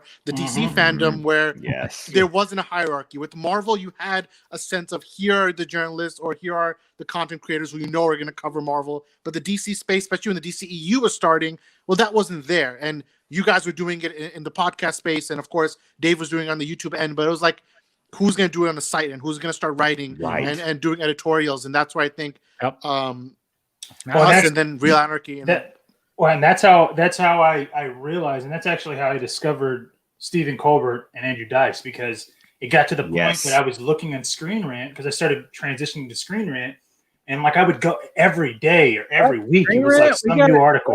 Right. But don't let them talk yet. Don't let them talk yet, because I'm telling my story. So it became, and I don't even want to. I'll just say Andrew Dice was part of it, not Stephen, because now he's here. So it was like it got to the point where you would read the comments because you were like questioning it. Like if you read a positive article, you were like, oh, I guarantee you they're tearing the shit up in the comments. Like, oh, I can't wait to see the comments because this is actually a good read. And so it'd get to the point where they were like, "Oh, this must be an Andrew Dice or Stephen Colbert article," and that was how I recognized who the articles are written by. So what did I do? I started every time I'd see an article about it. First thing I'd do is if it was an article about BVS, I'd be like, "Is it by Stephen Colbert? Is it by Andrew Dice? If it's not, I'm not fucking reading it. I don't care." And you know what? And I remember Ray and Brent, especially Ray, doing the same thing on Fans Without Borders. It was like if they were going to talk about it, they were like, okay, who's this by first? Like that was almost like a litmus first test. thing you look at is the author, because exactly, and it was only because these people were so against DC at that time, and so like okay, so that was BVS, and again in my head that was me basing it off of the theatrical version, right? Which is that's what made me fall in love with it. So for anybody that thinks that the theatrical version is shit compared to the UE, well, I mean, come on, guys, like if we had no idea about these extra 30 minutes. I loved BVS the way it was. Okay. Yeah. It's shitty that those 30 minutes got taken out, but I wasn't there at that point in time. I didn't have to say. So I appreciate the theatrical cut for what it did. It gave me the United, the Ultimate Edition, which I love. When I watched it, I mean, my buddy's shoulder like probably was like raw because I was like, "Oh, dude, that's the Flash." I mean, Flash is coming. I was there. I was there for that Thursday night preview of BVS. I literally left work like the bell rang at 3:15. I was out the door beating the buses. Like my car was like, I am not getting stuck behind the buses. I am getting to that movie theater. I got there at 4. I got there like at 4:00. I forgot when the movie started. I didn't care. I just stood outside the theater, and I remember my wife joined me. My dad, my uncle, my cousin, like it's so weird that BVS became like this family affair. Like we had like 6 seats in a row. And it actually wasn't my wife because my wife took me for my birthday so she could see it. So it was just my someone had to watch the kids. Sorry, sorry, honey. And so it was like my dad, my uncle, my cousin, and we were just all sitting there. And I was like, I mean, dude. The opening credits, I was like, what the hell am I watching? Like I was just so enamored with it because I'd never seen anything like this. It was the same thing with my brother. It was the same thing with my brothers and I. We pulled that 9 p.m. showing Thursday night preview. Showed up after that. I'm telling you, we pulled an all-nighter. Like we just talked about the movie all night, about every theory. Like just it became like we were kids again, and it was like, what's gonna happen next? What's gonna happen next? Oh, what's happening here? What's happening here? And it just became like this surreal moment between the 4 of us brothers, and we're like, this was something different. And that was a theatrical cut. So I'm also with you there, Garza, that, theatrical Ultimate, listen, we all felt that like euphoric experience coming out of BVS, regardless of cut. Of course, Ultimate Cut made it that much better, but theatrical had things going for it. And I also love that I had theories after theatrical cut that when we saw the Ultimate Edition, I was right. And I remember I said, Tim, you're going to pull the audio and you're going to prove that I was right. He's like, only if you give me the timestamp. I went, give me 10 minutes. Oh, no. I will find that timestamp. So on our Ultimate Edition review, which is, I love Tim. He named the episode Funnel Fairy Butter Bar. Because he was like, I finally have the subtitles to figure out what Alfred is saying. I know. I remember just going like, okay, wait a minute. How did Superman not see that bomb in there? I'm like, there's got to be a reason. And sure enough, then it was like explained in the Ultimate. Oh, it was the Ultimate Edition. Bomb was like same thing with the Nairobi. It was like, because Avery had asked me, she was like, why would she was confused a little bit. She was like, why would they think he did it? And I said, because we're watching kind of him at the end, they don't know what happened with these people. And she's like, oh, okay. So she understood.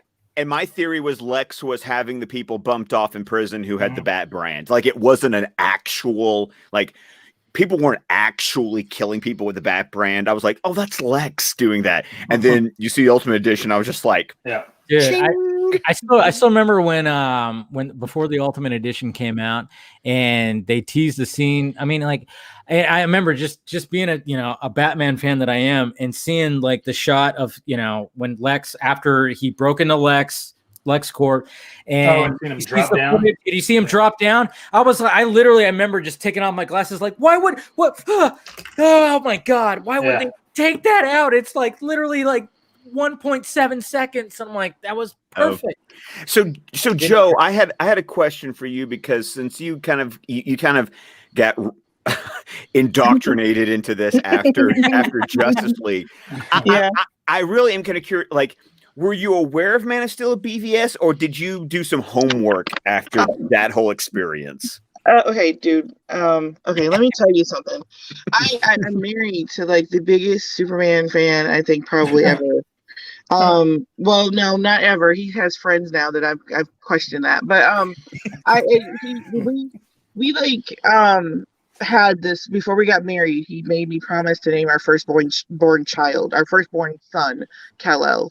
Now, I thought that we would like eventually grow out of that, because we were like young when we got married. And it's like, oh, he won't stick to that. Yeah, sure enough.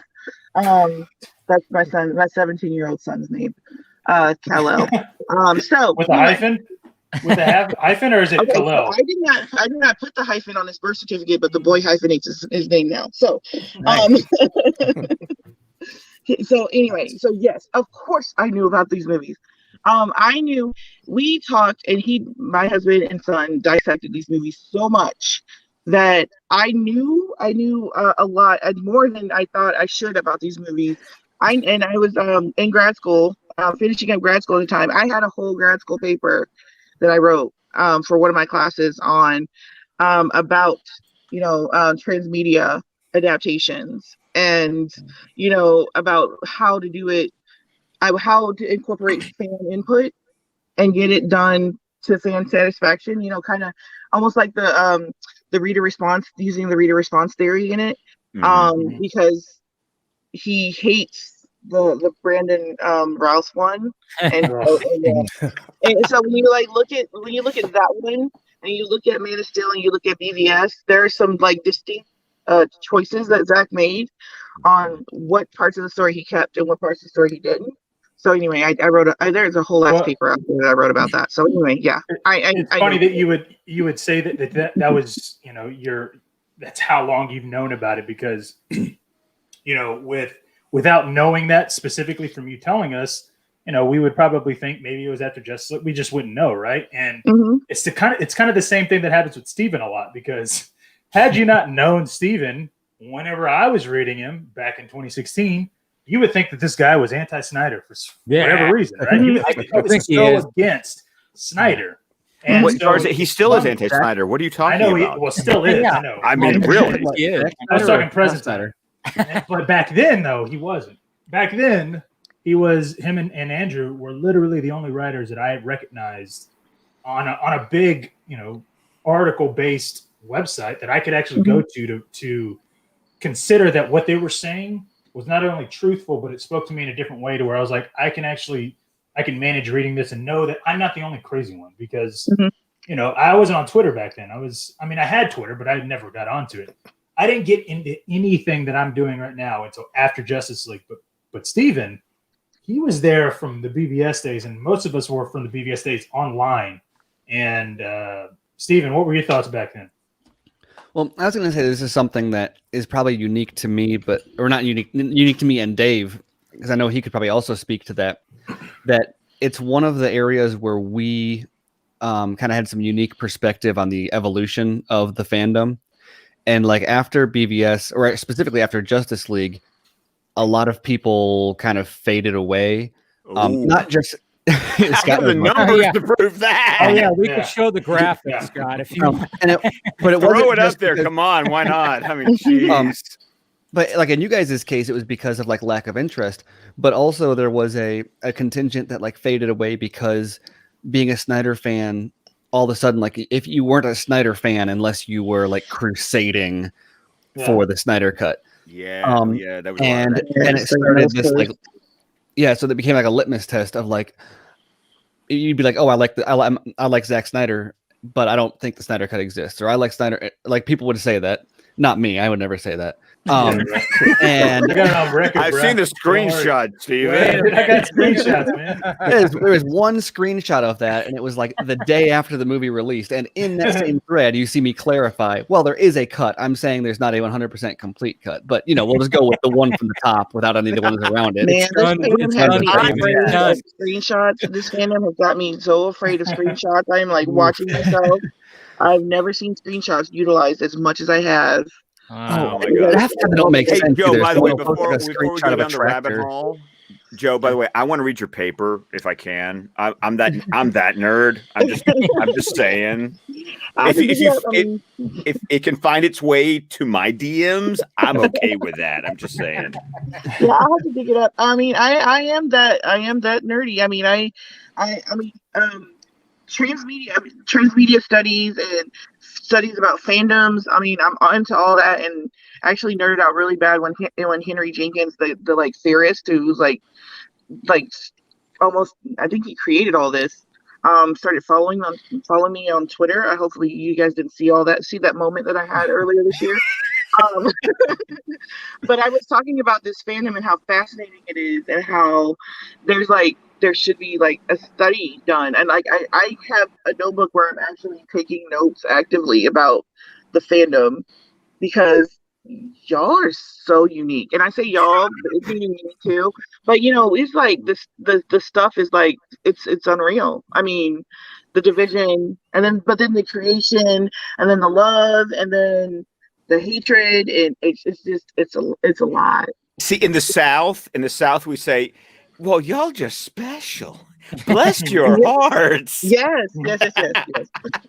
Well, there's the main reason for, and I mean, I'm speaking from knowledge, right? Because it's happened to me, but I could say that the reason why there's a lot of division is because, unfortunately, a lot of people don't want to hear truth. I mean, if the fandom was told everything that they wanted to hear, believe me, we would have 50 different films that are directed by Zack Snyder. They'd all be coming out next year, and they'd all cost $0. And, at the end of the day, the fans don't, bless their hearts, like Scott said, they're not thinking logically. They're not thinking about like how everything actually gets fit into this puzzle. Mm-hmm. Whereas if you were to look at it from that kind of a logical point of view, you'd go, "Oh, that just wouldn't make sense." Like, there's a reason why. I mean, if you can imagine, fans were thinking, they were so confident that when Zack did leave in May, now mind you, he was still working on the film in May in 2017. Yeah. That at that point in time, the film was done and complete.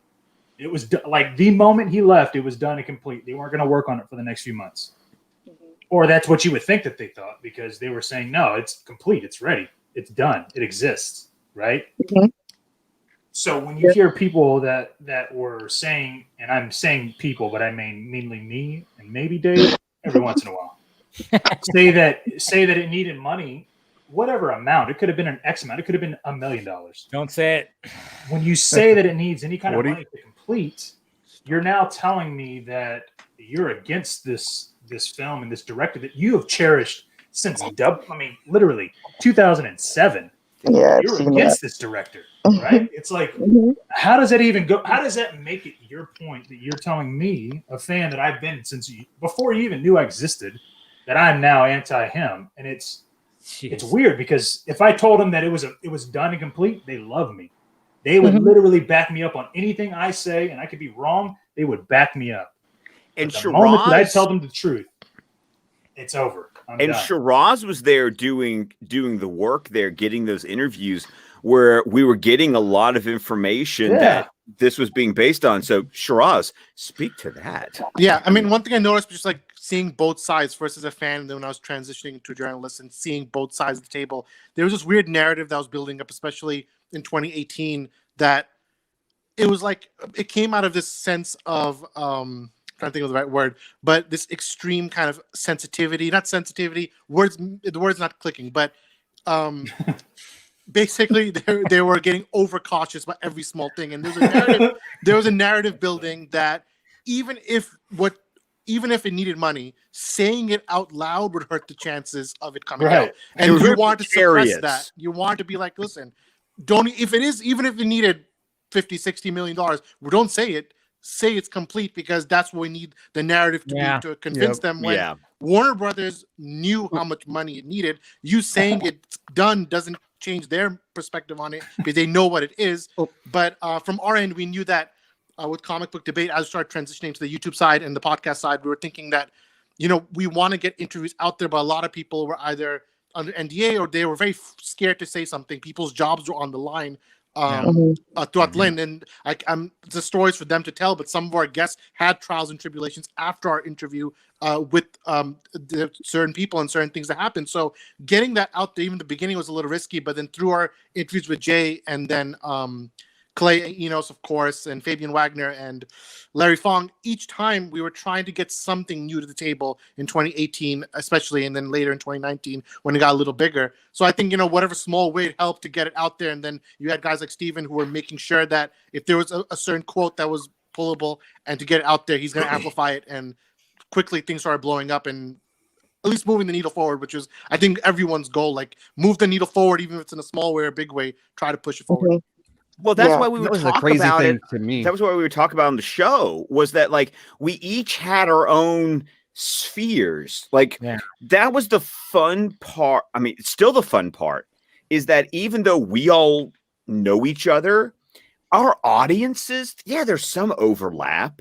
But there's definitely, if you look at that Venn diagram, there's some of us, we each have our audiences that don't meet in the middle. And so we were doing our own job of making sure that we were communicating that information accurately to our respective audiences, especially to the audiences that were not shared by any of us, where we might be the only person in that circle that they were listening to. And our job was, if you didn't hear from Steven, if you didn't hear it from Shiraz, you're going to hear it from us. It's funny that you say that, because if it wasn't for Justice League, if it wasn't for that film getting so butchered and the situation that had happened, I would have never reached out to Ben, my co-host right below me. Yeah. I would have never reached out to at that time was DC Films Hub. I would have never started writing. I would have never gotten to do the podcast, and not even gotten offered to do the podcast with him. And so when you think about those things, and you think about it's because of this situation that we decided. And look what you've done as a video editor too. Yeah, well, right, yeah. I think it was still 2017 when you reached out to me the first time and were like, "Hey, can you check out my Kryptonian cut?" Yeah, it was December, and I was like, "Hey, I'm editing this film because I can't stand the weed and stuff. I think I know what all is weed." And you were like, "Really?" I was like, "Yeah, I've watched that fucking much, dude." And you were like, "Well, how?" At first, because obviously it wasn't out yet. So I figured out a way. Well, and that's where you learned about my like we have to be sure, confirmed is a very specific word. It suggests that that's probably Whedon. We don't know. And that's that's where the gif of me coming out like Inigo Montoya from The Princess Bride always ended up being, you keep using that word. I don't think it means what you think it means. And so I was starting very, very early when Justice League came out, but I didn't know that I was like, I had never really done any kind of video editing. And I was so fucking pissed off at Justice League that I was like, I'm going to redo that fucking movie. I had no idea about fucking video editing, but I made the commitment to go, you know what, dude, that movie pisses me off so much, I'm going to learn how to do video editing. And so I did it. And same thing with writing, it's been a little different. I've always been kind of, I've been able to write and do all that just because of years in training and sales and all that. So, so being able to do that, but even being able to offer that as something with Ben and giving him that opportunity, or him giving me the opportunity to write. And that is like the most Garza way to phrase that. Yeah, like, I'm glad to give DC Films Hub the opportunity to bring me on after Justice League. They are so blessed. No, but That you is reach out Joe to them. Garza But this- right there. but I am- Glad that you know me.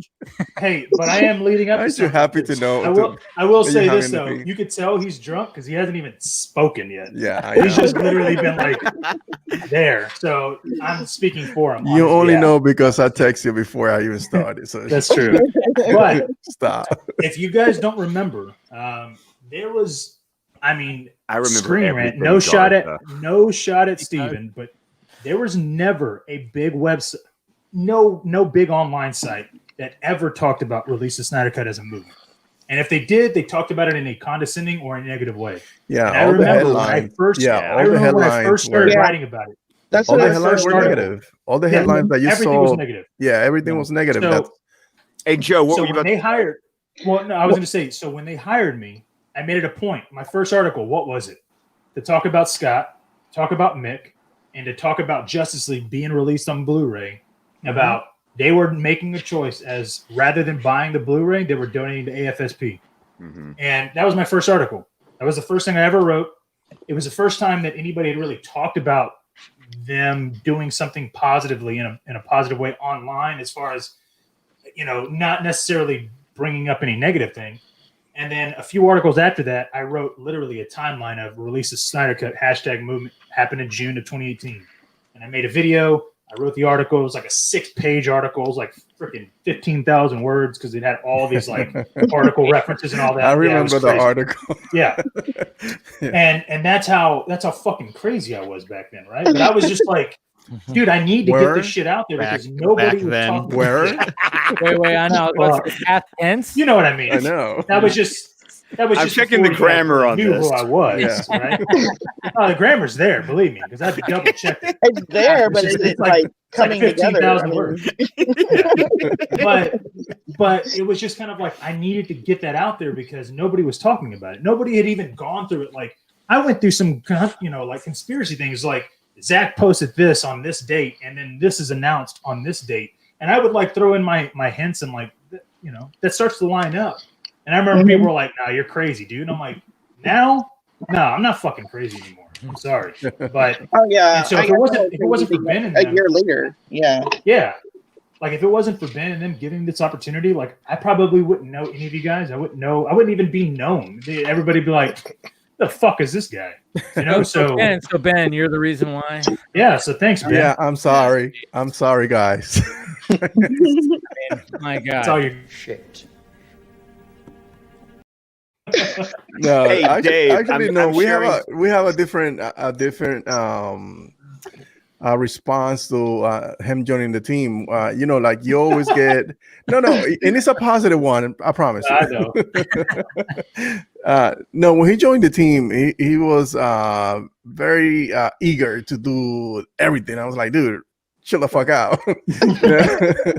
It's not that fucking serious. It's just a blog site, and because he understood what we're doing, that we try to be positive about everything that was being put out, because there were websites that they will put out this like negative clickbaity titles on their pieces. So he will come back and do something similar to that story, but with a proper headline.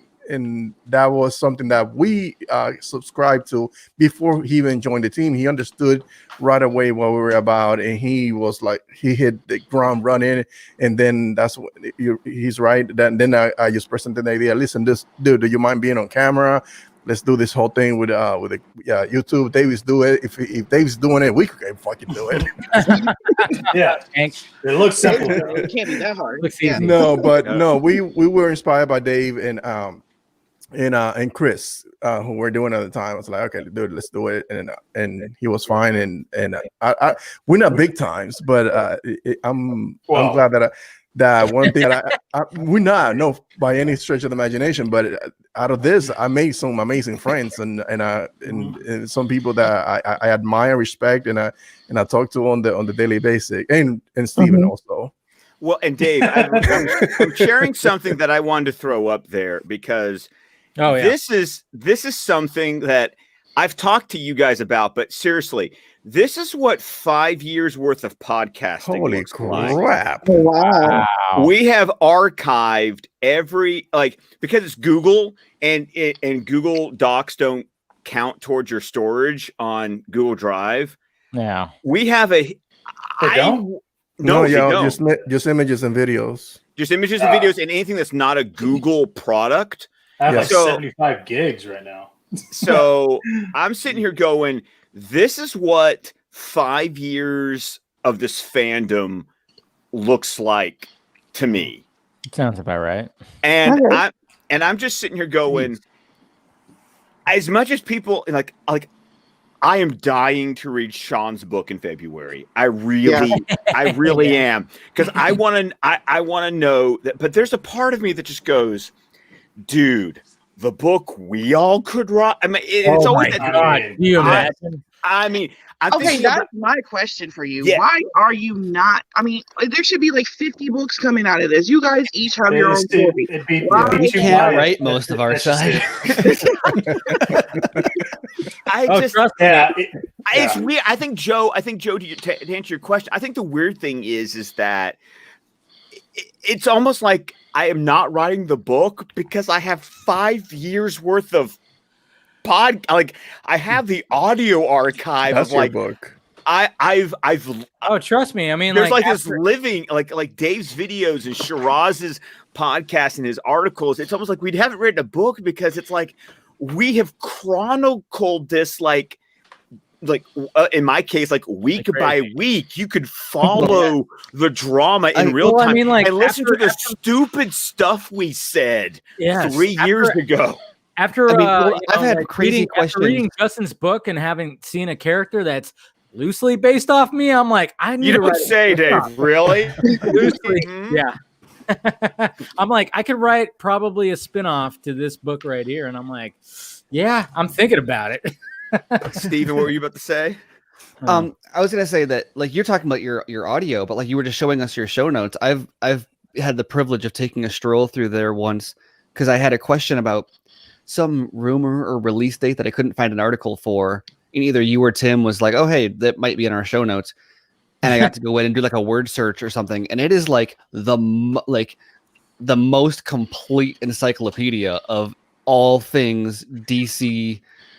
Period, really, to an extent. I mean, less maybe comics, and it's a focus on movies, but DC movie news. It is the most complete encyclopedia of DC movie news in possible, and it's better than Google because you can just do a word search for Blue Beetle. That's when that rumor came from. That's that's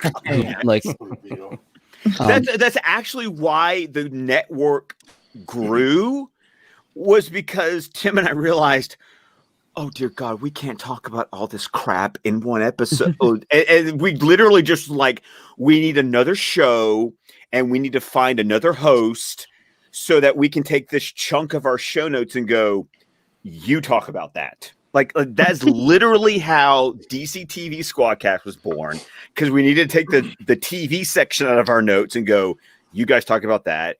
And then Chris and Jordan came on to do DC Comic Squadcast because we were like, we need you to talk about all the comics news, because we realized that people wanted our movie news and our audience was less concerned about the TV news or the comics news. And so what do? We just, oh my God, I've had 2 beers. I'm already losing my mind. We delegated. There was the word. We delegated that crap to go, if you actually want to listen to that, we have a whole show dedicated to that. We will keep our focus on the movies. Because you wanted to keep it under an hour, right? Yes. Yeah. We've determined, we tried. because Dave talked about content. Actually, the pandemic has hurt podcasters because think about when you listen to a podcast. At work. Yeah. At work. What would you say, Joe? Commuting. Yes. Yeah, we were talking about commuting. Or the gym. Yeah, gym, work, or commute. Commute's when I listen to all my podcasts. Yep. And when I stopped having a commute, oh dear God, you do not want to know how many episodes of a podcast I am behind. All the podcasts I listen to that I'm behind on. That's actually why, and no offense to Dave, Oh god. Why me and Ben stole the live stream bit, because we were like, you know what? We would rather obvious people about it. watch live. Yeah, we would rather watch people. People want to watch live and get it then and there. Yeah. Have to re-listen to it. The Yeah. next day. Well, I mean, like, So, that's why I was like, all right, you know what? I think it was like around May. I mean, it was after. I think it was right after the. No, dude. It was in 2019, dude. Because I remember I went on your show. Oh no! I did. I was doing the Vodka stream, of course. But no, when Dave trained, Yeah, Well, that's Dave when like- it came to like really whoring myself out 3 days a week. It was this year. Yeah, it was this year. I was just like, you know what? It's all about live streaming now. I'm gonna do like a live show like at least 3 days a week, and there it is. And by the way, Dave, thank you for doing that, because you've given me one of two things. During the pandemic, you gave me something to watch while I drank my coffee, and my kids were running around, and I just was like, just ignore them for like 45 minutes. Just they can watch YouTube, they can watch Blaze, they can watch whatever they need to watch. Just let me drink 1 cup of coffee and eat my breakfast. Or it's become the, oh dear God, they're in bed. I get 1 hour to myself before I just absolutely collapse in the evening. And hard fact. Better believe it. Yes, I mean, I feel you. It's like, okay, just something to like make it to where I can say that I'm not really ignoring them, but I'm not preoccupied with something else. Yes. Parenting, man. She knows. COVID. There you go. No, Dave is great for doing the dishes too, by the way. Oh, there it is. That's what I was going for. You can unload the dishwasher and really reload the dishwasher, because my God, during the pandemic, when we were in the pandemic's still going on, but when I was in lockdown, it was like the dishwasher was running every day, and I had Dave and Chris to get me through it, and then I had Real in Motion when it was like, okay, I'm gonna go ahead and do the dishes tonight, so like they're clean in the morning and I can unload them. Because I did that. I remember there was a Raised by Wolves episode that I was like in your comment section on. Yeah, you were. Yeah. The only reason I was there is because I was doing the dishes. That fucking show, man. By the way, Scott, I appreciate the shout out on your last episode of the Squadcast with you and Ray. That was a good episode. I listened to it today. Good job. I need to get Ray on here. Ray need to get Ray on here. I'm sorry. But that day was insane for me. Yeah, I'm sure it was. It sounded like it was. That's the same day that we recorded. Yes. Yeah, no. I actually tweeted out like all the links. You had the way that you produced that. I'm surprised you squeezed it under an hour. You had so much stuff to talk about. Well, and then 58 minutes. I was like, how is this podcast 58 minutes? You did a good job producing that. It was snappy. So snappy. I was like, damn. There was a mixture of, I said Ray before we go ahead, it's like, I have a hard, like we started at 6:05. I was like, I have a hard out at 7:30. I have to go live on YouTube with Supergirl Radio at 7:30. We have to be done. Oof. And then, so it was like 6 to 7:30, record the episode. 7:30 to 8:30, do the Supergirl Radio debate. Then I immediately jumped on Real in Motion, was on there for like 2 hours. Then it was like, Tim needs me to produce this episode so he can publish it in the morning. Jeez. I had like an hour and a half. I went to bed at midnight that night. Oh my Lord, dude. I mean, I'm telling you, I mean, like when I was listening to the episode, I'm like, how did he like squeeze this in an hour? I mean, you did some mega producing in that, because I could hear it too. I was like, man, he is just like, it is just snappy. You guys are no breaks in that conversation. Which also made me realize, and no offense to Steven, because he's about to talk. How fucking lazy BBS by the minute is. Okay? I'm just saying. All I'm saying is, holy shit, can we not get a fucking another episode of BBS by the minute? I know. Scott's putting in a shame, dude. No offense given, by the way, Steven. Sorry.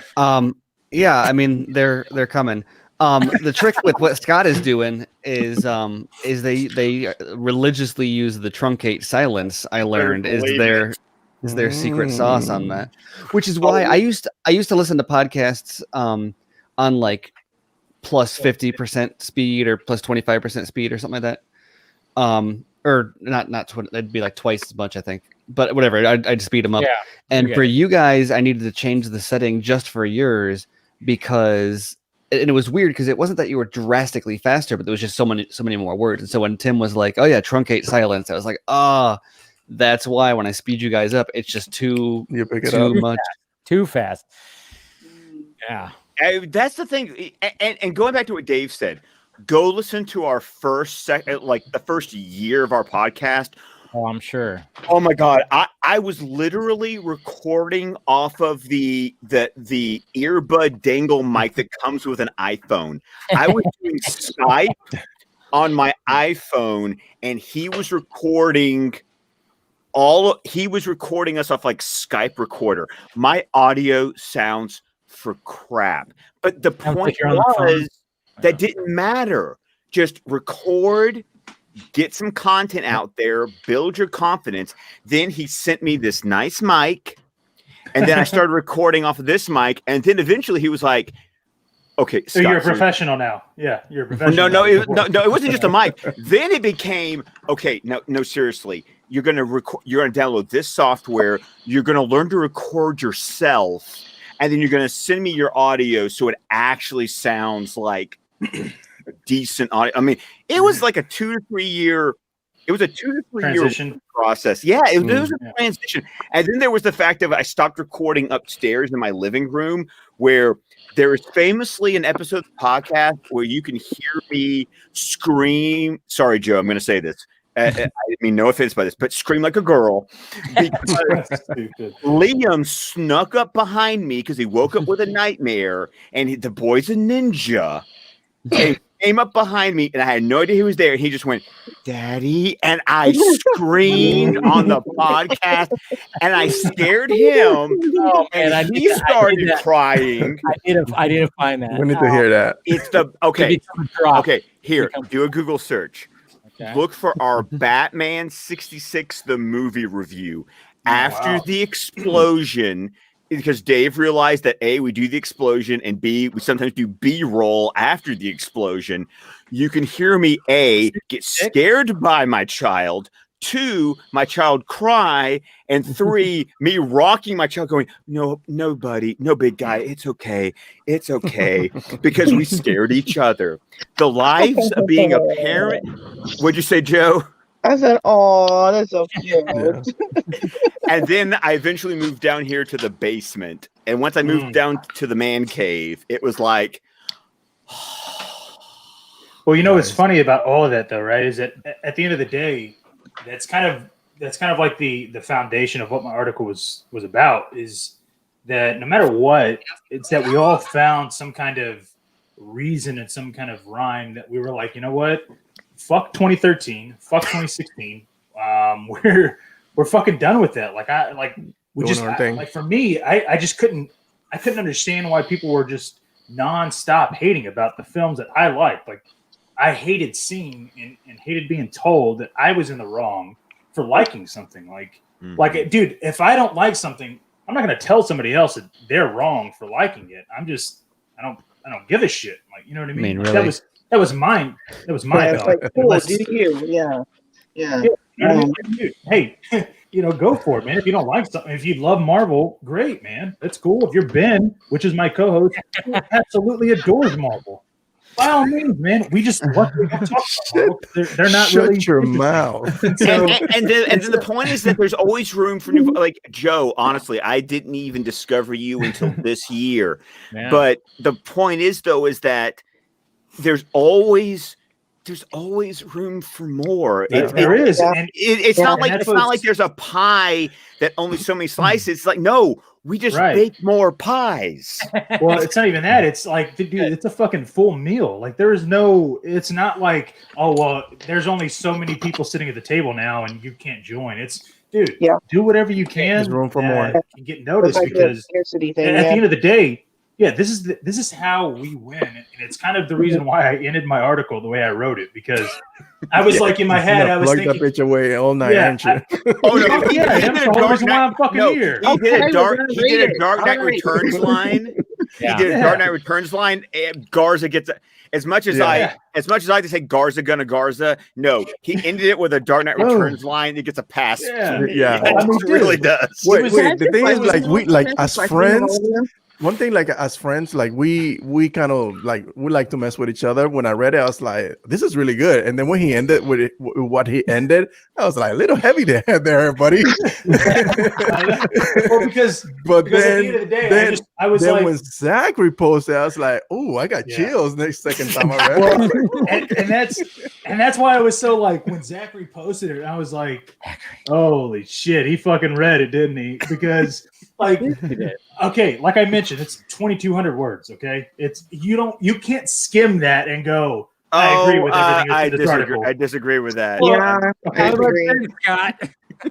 Well, okay. But Scott and I were just talking about this though. Scott and I think, are better at skimming this kind of stuff than like we know where the info I worked is. on the chart. I worked on the chart today. I'm just saying.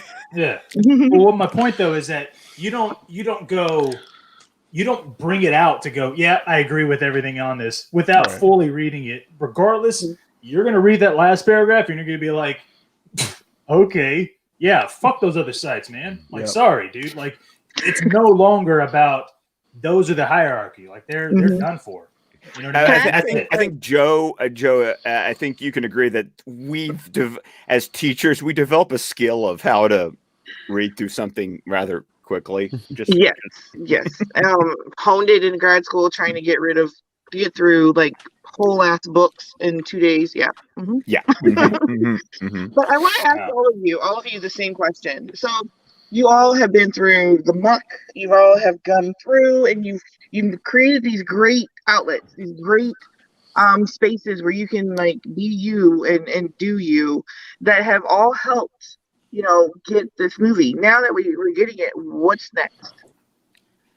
Discussion, content. I think honestly, let's go in order. Yeah, sure. We'll start with Shiraz because he started talking. Start with you. Sure. What do you think? I think the next step is to do what you were actually are going to start doing, Joe, which is amplify the next voices to jump up. And the one thing I think, and Gar's article, perfect timing because it's all happening today also, because the one thing I got out of it was the sense of who are the culture shifters of the fandom and who are the people who are going to say no when it was time to say no to something. And the way things were going in the media, when it comes to covering entertainment media, you had to have fans who pick themselves up by their own bootstraps and be like, all right, I'm going to do something different about it. And on this panel right here, everyone did that in their own way. And everyone here did that in a different medium, to a different audience, in a different way, but all towards somewhat of a common goal. So now let's say that goal was reached. So what's next? I know from my side, what my brothers and I want to do is very similar, is to amplify the next voice, the next person who can do something bigger than all of us. And that's what we do comic book debate when we're trying to get people, like when we brought Megan, for example, we were like, okay, this is someone who can very easily become bigger than what we were doing. And you just need to nudge and say, go get it, And then we have this thing we always say between ourselves, like we're built different, right? You got to be built different to understand that what's coming next, to know where your own ego is, but also to never stop chasing your own drive. And I know we're all going to improve in our own ways, but I know for me, the next step is amplify others, improve myself, and then see how far this fandom can go when it comes to integrating with how we cover this thing. Yeah. Well said. It's a good answer. Yeah, I think like we have disrupted the established order. Not to paraphrase the Joker, but yeah. So now I think moving forward, we have a responsibility to not do the same thing from those that were the old guard. They were vicious towards a specific person, a specific movie, a specific genre, just for the sake of it, and not because it didn't, because the movie merited or the director merited a bad review. And I think that is something that. I think we should all focus. Well, us, as I'm talking about Real Anarchy, moving forward, is that we're gonna continue to focus on that, on being responsible with this. What was bestow upon us to moving forward, to be responsible with movies coming moving forward, to continue to support what we love, which is DC and DC properties, independent of whether it's a Snyder at the helm or somebody else. If the movie is good, we're gonna give a proper review. If the movie is bad, we also gonna criticize it. So it's just be responsible with the things that are given to us, not just give it a bad review just because we have some hidden agenda against the studio or director or specific movie. Yeah. I think I hate speaking for Tim. I can speak for myself and for. I mean, I respect my work husband as much as I can. So, well, now we know who's the husband. Trust me, that was made clear long ago. Yeah, I mean, if you didn't know that already, come on. I mean, come on. 5 years, I understand my place in the world. I don't want to take Joe's question, and I don't want my answer to be taken flippantly, but I feel like for Tim and myself, we honestly can just keep doing what we were doing. I mean, we understood after Justice League. Granted, we have been open about the numbers. We lost a huge chunk of our audience just because they were demoralized after what that was. Yeah. Mm-hmm. But we felt a responsibility for the fans who stuck around. For whatever reason they stuck around, for the last 3 years, we have continued to produce the same show, actually getting better at what we're doing and continuing to refine how we do it. Like this whole idea, like we don't want our show to run longer than an hour because it's like we want to respect their time. And that means that we're going to make better choices about what we will and will not cover in an episode. Or if we have to wait an extra week to make sure we've got a full episode, we already made those decisions. Now we are just personally more enthused because we feel like we like what we see where this is all going. And we're seeing the audience come back because their enthusiasm has been rejuvenated. And of course, their enthusiasm feeds our enthusiasm to do what we do. Because let's be honest, there are weeks like this week where Tim couldn't do the show because work sucked. Yeah. And he told me day of, hey, Ray agreed to be your co-host. And oh, by the way, you have to produce the episode. I find this out 2 hours before I end up recording the episode that I have to record it. Oh, and I have to spend another hour and a half producing the sucker, listening to us chipmunk at 3 times speed because I need to get to bed. And for me, that hasn't changed. Actually, for me, I've grown as a podcaster. I've learned producing tricks. I have now produced full episodes that you have heard, usually episodes without Tim, because that's when it becomes my responsibility. And so for me, it's just keep doing what we've been doing. It's just that now we personally have more motivation to keep on doing it because the horizon looks bright. Yes, we have Zack Snyder's Justice League, but dang, if that Robert Pattinson Batman trailer at DC Fandom didn't make me just do backflips. And I saw this footage of James Gunn, the Suicide Squad. And while I was the most lukewarm person on that, I saw that footage and went, okay, now I'm actually kind of interested in this movie. And I think the point is that while I personally have been a very strong release the Snyder Cut advocate for the last 3 years, people can take this as a slight or whatever. Am I a Snyder fan? Yes. But what was I before I was a Snyder fan? I was a DC fan. Mm-hmm. And so I love these properties. I love these characters. I loved more what Snyder was doing with them. And that's why the podcast started. But we're not a Snyder only podcast. And I continually make a choice in every episode when I am breaking on the show notes and I'm copying links. It's like, okay, how do I make sure that I give equal attention when possible to all the news and all the movies that are out there, because we are a DC Films Squadcast. We are not the Snyder Squadcast. And so for me, I feel like we can go forward happier. We can go forward more enthused. But our core values as a podcast, for me and for Tim, they haven't changed. So I don't want it to sound arrogant.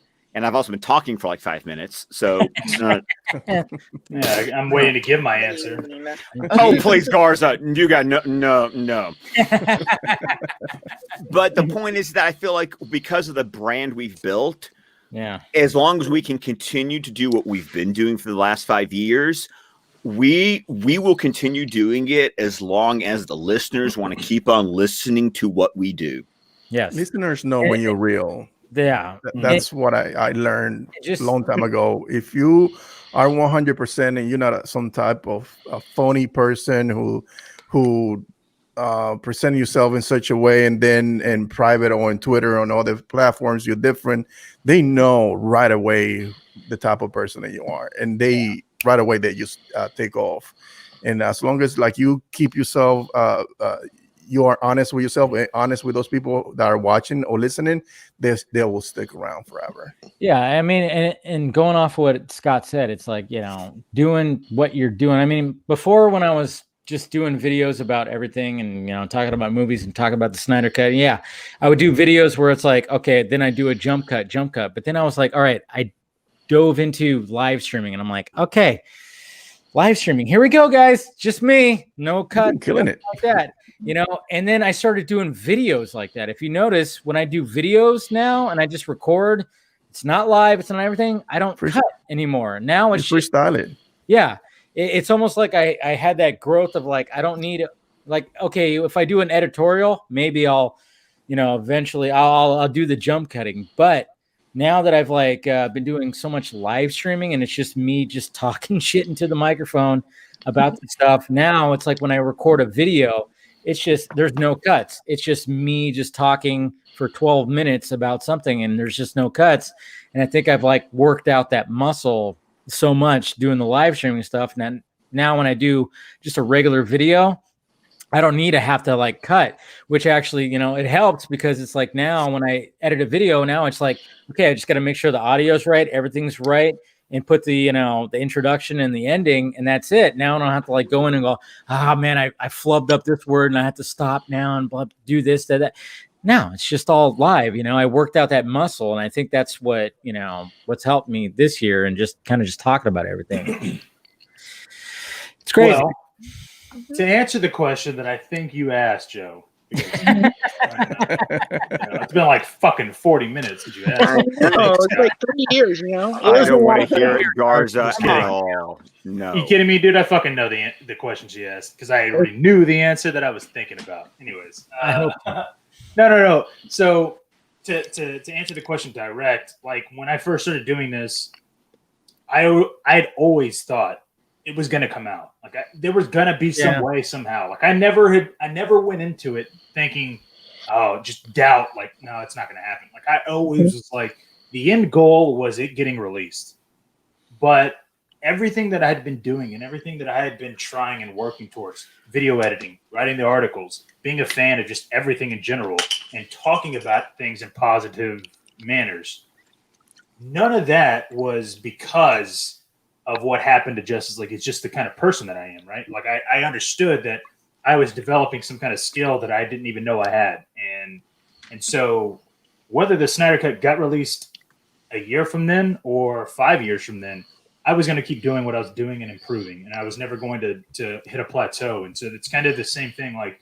When the Snyder Cut was announced, it was kind of for me, it was kind of finally, I had always known that was going to happen. That was never is it going to ever happen? Even though, obviously it could not have happened, but I would always think it was going to happen. And so I never realized, or at least never thought about, well, what am I going to do after this? It was just I'm just going to keep it going. I don't see a point where I go, all right, well, did my stuff. I'm going to crack my knuckles, write my articles, and I'm done. I'm out.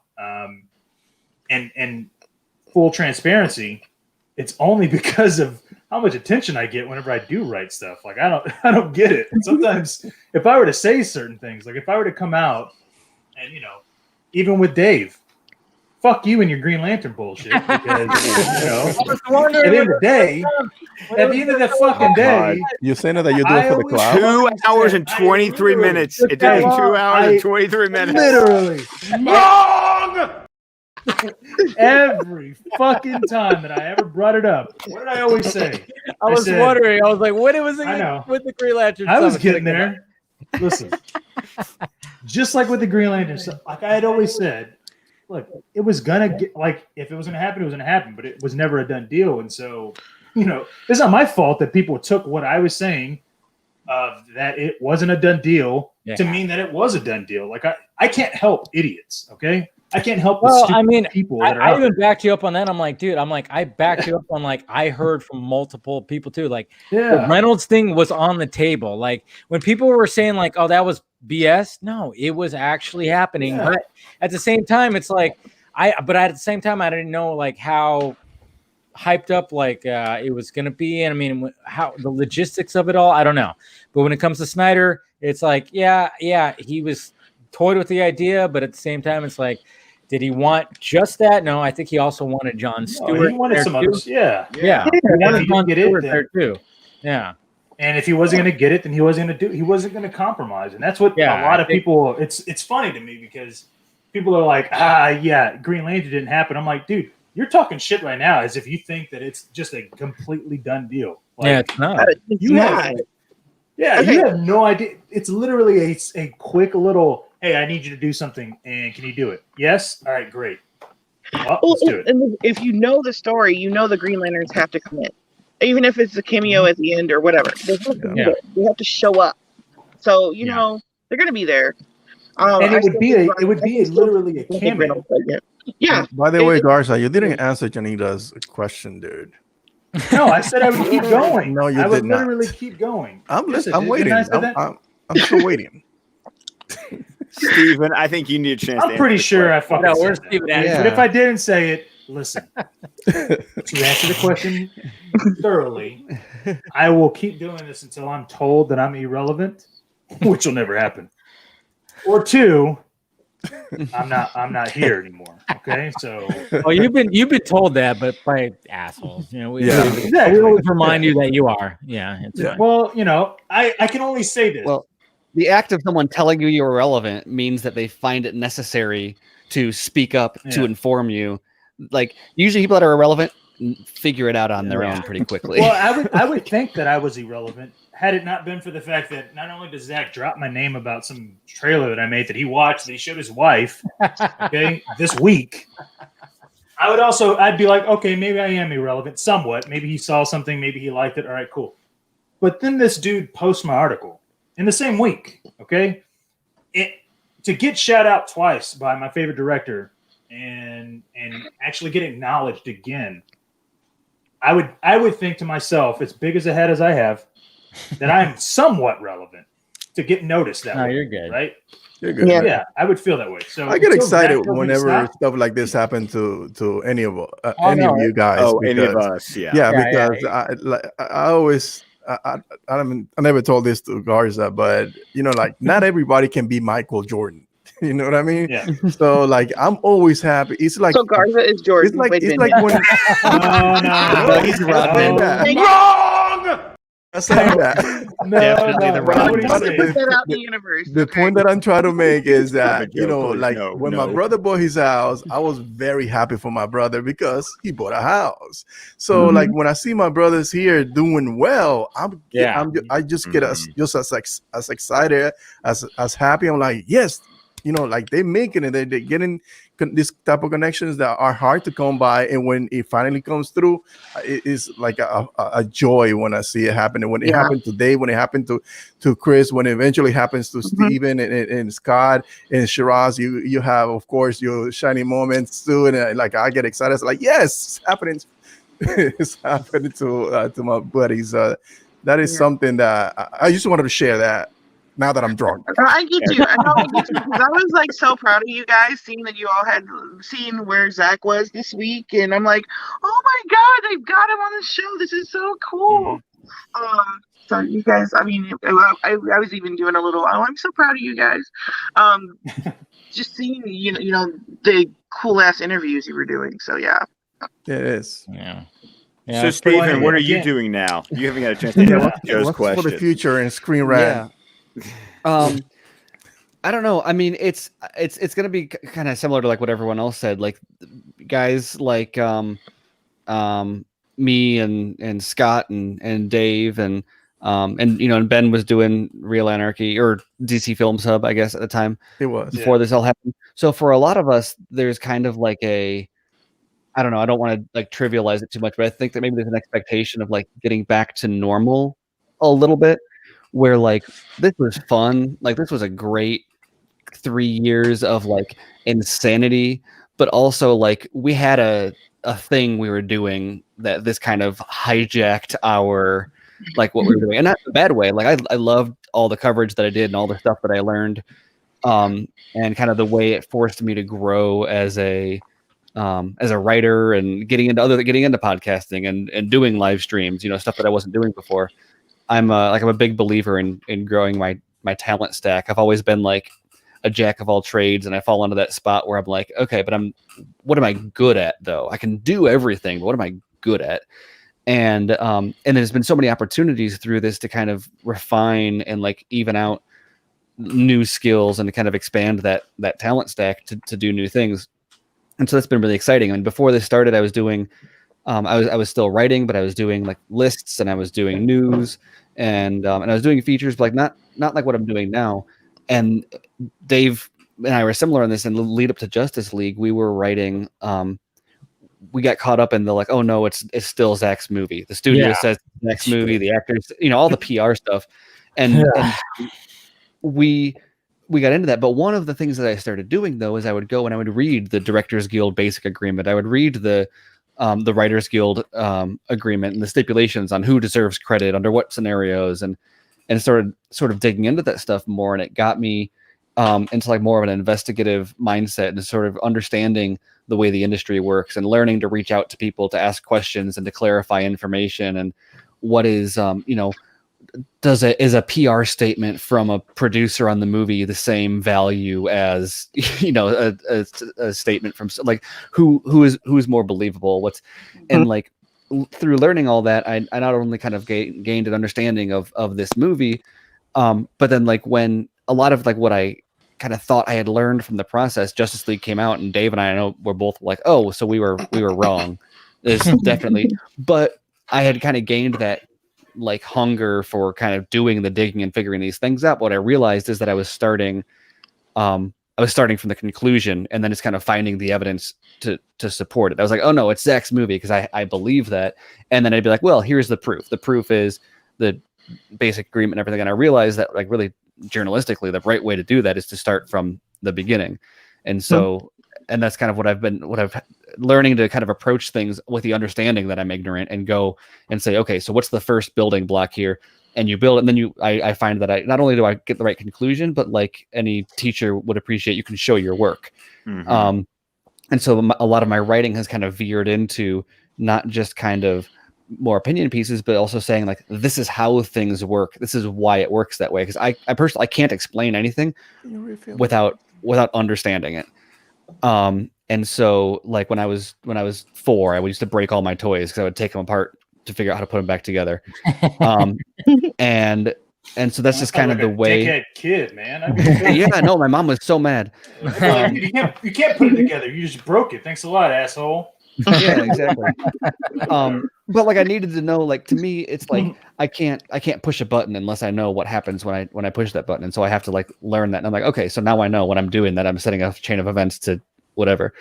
And so I'm excited I'm going to continue doing a lot of like what I'm doing, but kind of to be out of this, like Snyder Cut is such a weird, like let's say Justice League 2 happens.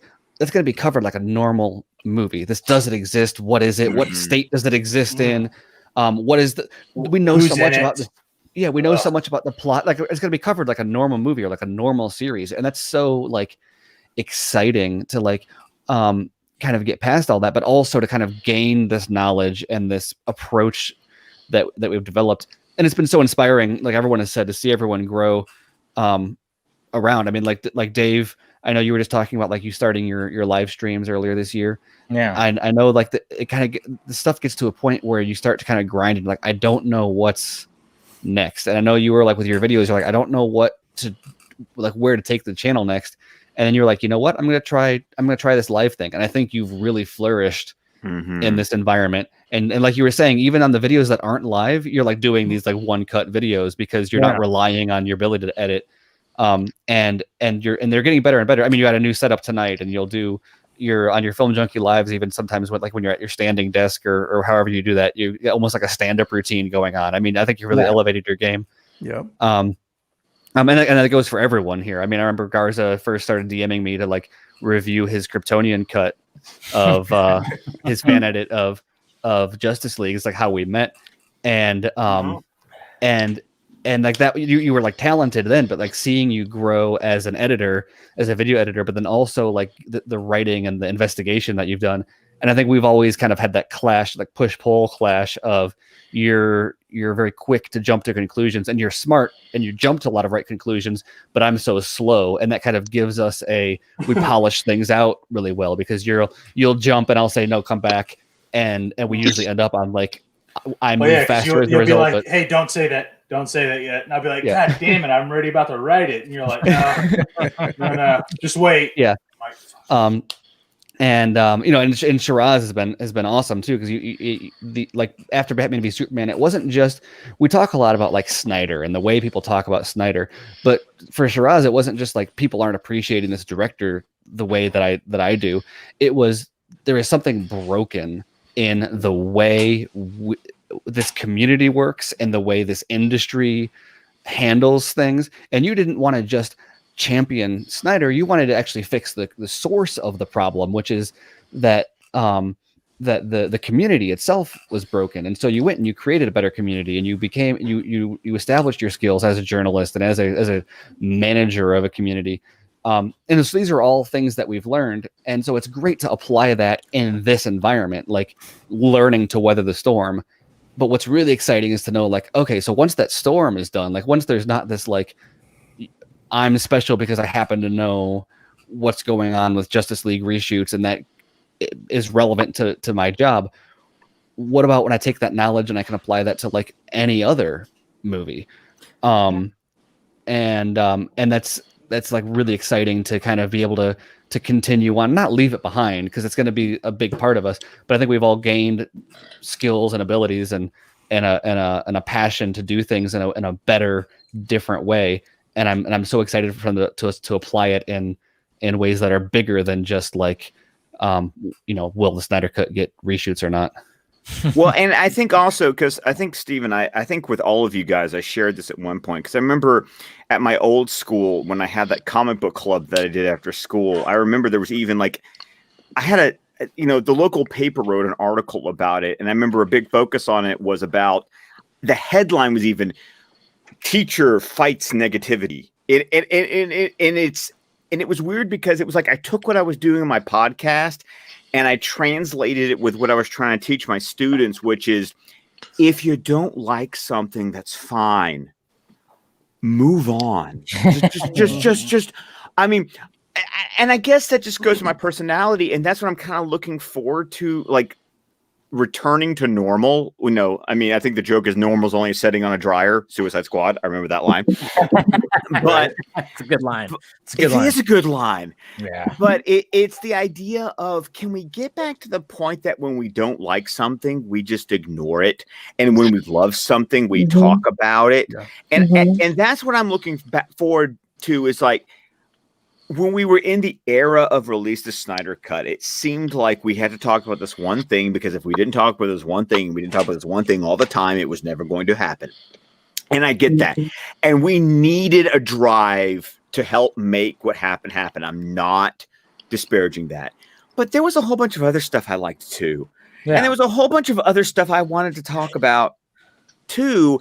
And I also got really tired of, I like this thing, but people who also like this thing feel like they have to crap on this thing that I also like, because if they don't crap on this thing, then this thing isn't going to happen. Well, now it's all happening. So now if you don't like it, can you just ignore it? And if you do like it, actually, can we talk about it? I think some of this that has actually happened. I mean, it's completely changed. And I truly think that. I mean, and not to talk shit about Scott Mendelsohn, but I mean, the fact that he tried talking shit back in August about Zack Snyder's trailer, and Zack coming back and clapping that motherfucker like he was like he just went, dude, you're sitting there talking shit about something that was leaked that you shouldn't even be talking about. I mean, what the fuck is your problem?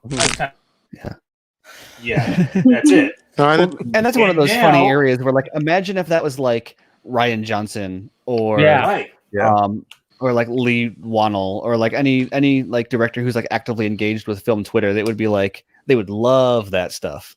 Correct. And so the fact that Zack just literally never tweets about really anything, to just come out and fucking bullseye that dude. It was just that right there that told me as a fan and as somebody that is obviously involved in this, that just proves that you shouldn't just talk shit about some director because you think you can get away with it. Because fucking hard fact. Right? And so to see these directors, and I think it's even happened with several other directors, come out and basically call people out like Kathy Yan did it. It was the director of Wolverine. What's his name? James Mangold. Mangold. Don't mention Kathy Yan because she called out. Yeah, I know. She did. She called her back. I mean, I can't say anything about that. No, and I think one thing about jumping off kind of Scott's point, and even what Steven mentioned about kind of this feeling of the post Snyder Cut coverage, and there's a sense where it is very liberating that you get to kind of go back to either covering things in a more wider sense, but also looking at things in a broader sense and thinking deeper and wider than before. I think is something very interesting when it comes to this fandom, because it doesn't just apply to Snyder's movies. You can go to any movie, like the Batman's coming on, something like things like that. And like Scott, I mean, you were working with kids, and the same thing. We did the same thing when we launched the comic book debate workshop, and we were working with kids in the inner city or in underserved communities, and we want to kind of get that sense out there. Listen, you can do this too, and you can be this also and be better. And just here's kind of steps I took, and here's some things. If you're interested, here's this. I mean, we launched the student corner of our website where students can actively publish on it in their own little area of the site. So these are the kind of things that I feel like are the next step where you go deeper in and you kind of focus and put that as a big reason. I guess the last thing I want to put, because I'm going to head out, and it made it my passive thoughts I like doing, but the whole idea that like we were just Snyder. I think you, Scott, you said it perfectly. Like, you were doing it years before, and Steven, you've been covering years before. Same with Dave. I mean, when I'm not gonna name the names, but you know, when people say that, like, oh, Snyder fanboy did an article and this will happen. Well, did you read the 30 articles they did on the U.S. election for Newsweek, or did you look at the 20,000 view podcast I had on gun violence? Or what we did with after George Floyd's death. Like, these are the stuff that we were doing, and then it gets kind of thrown under the rug that, oh yeah, but he wrote this review for Rotten Tomatoes and he did this, said this on Twitter. Well, the truth is all of us on this panel are much more broader than one movie or one campaign or one movement. And now that we're heading towards the release, we're gonna have a lot of fun with it, but we're also gonna be able to flex our muscles in other directions and see where it goes. And honestly, boys, I'm excited to see where everyone goes here. And I know a lot of you guys are working on cool projects, and Joe, you're working on some crazy things. And my job, I'm going to do, I'm going to amplify you guys, make sure you guys get your work put out there to as wide as audience as possible. And then as we build a little multiverse, I think when Scott said, it's like a little multiverse where we all have our own little audience. And when we do these crossovers with Dave, which he does a great job at, it all kind of comes together, which I really appreciate. We want to see more of that. I think that'd be great. But that's my main thought, man. But thank you guys for bringing me on. Thank you, Dave. Great stream last time. Always raising money, good stuff. Proud of you, man. All right, everybody. It, man. Appreciate you're next. I can't wait till you interview Snyder next, man. Stay tuned. Stay tuned. Yes. All right. Oh yeah, I know it's coming. I'm in. I know he's gonna show up on your guys' stuff, man. Cannot wait. All right. All right, Traz. All right, Appreciate good you night. coming on, man. Take it easy. Thanks, Ross. Bye. I've got to head out here too, guys. It's almost Yes. 1 o'clock where I'm at. Yeah, I know. I was about to say, I was My like, little Joe, I know early. I know it's late for you too, and yeah, like I said, I appreciate you coming on. I mean, as always, you always have an open door, and like I said, guys, please follow her. She's doing great things, and for everything, UsUnited, and of course the Snyder movement and everything she's doing right there. Follow her. And like I said, she's got a new stream going on with Wonder Meg and Amanda Colbert that is opening the door for new voices. Yep. We got you. some great things coming. So I will see you guys later. Yes. Appreciate it. Thank Joe. you, Joe. Bye. Everyone. Have a good night. Whew. All right, guys. I'm right here next to Dave now. I know. Look at that. You're not in the corner. We were sharing.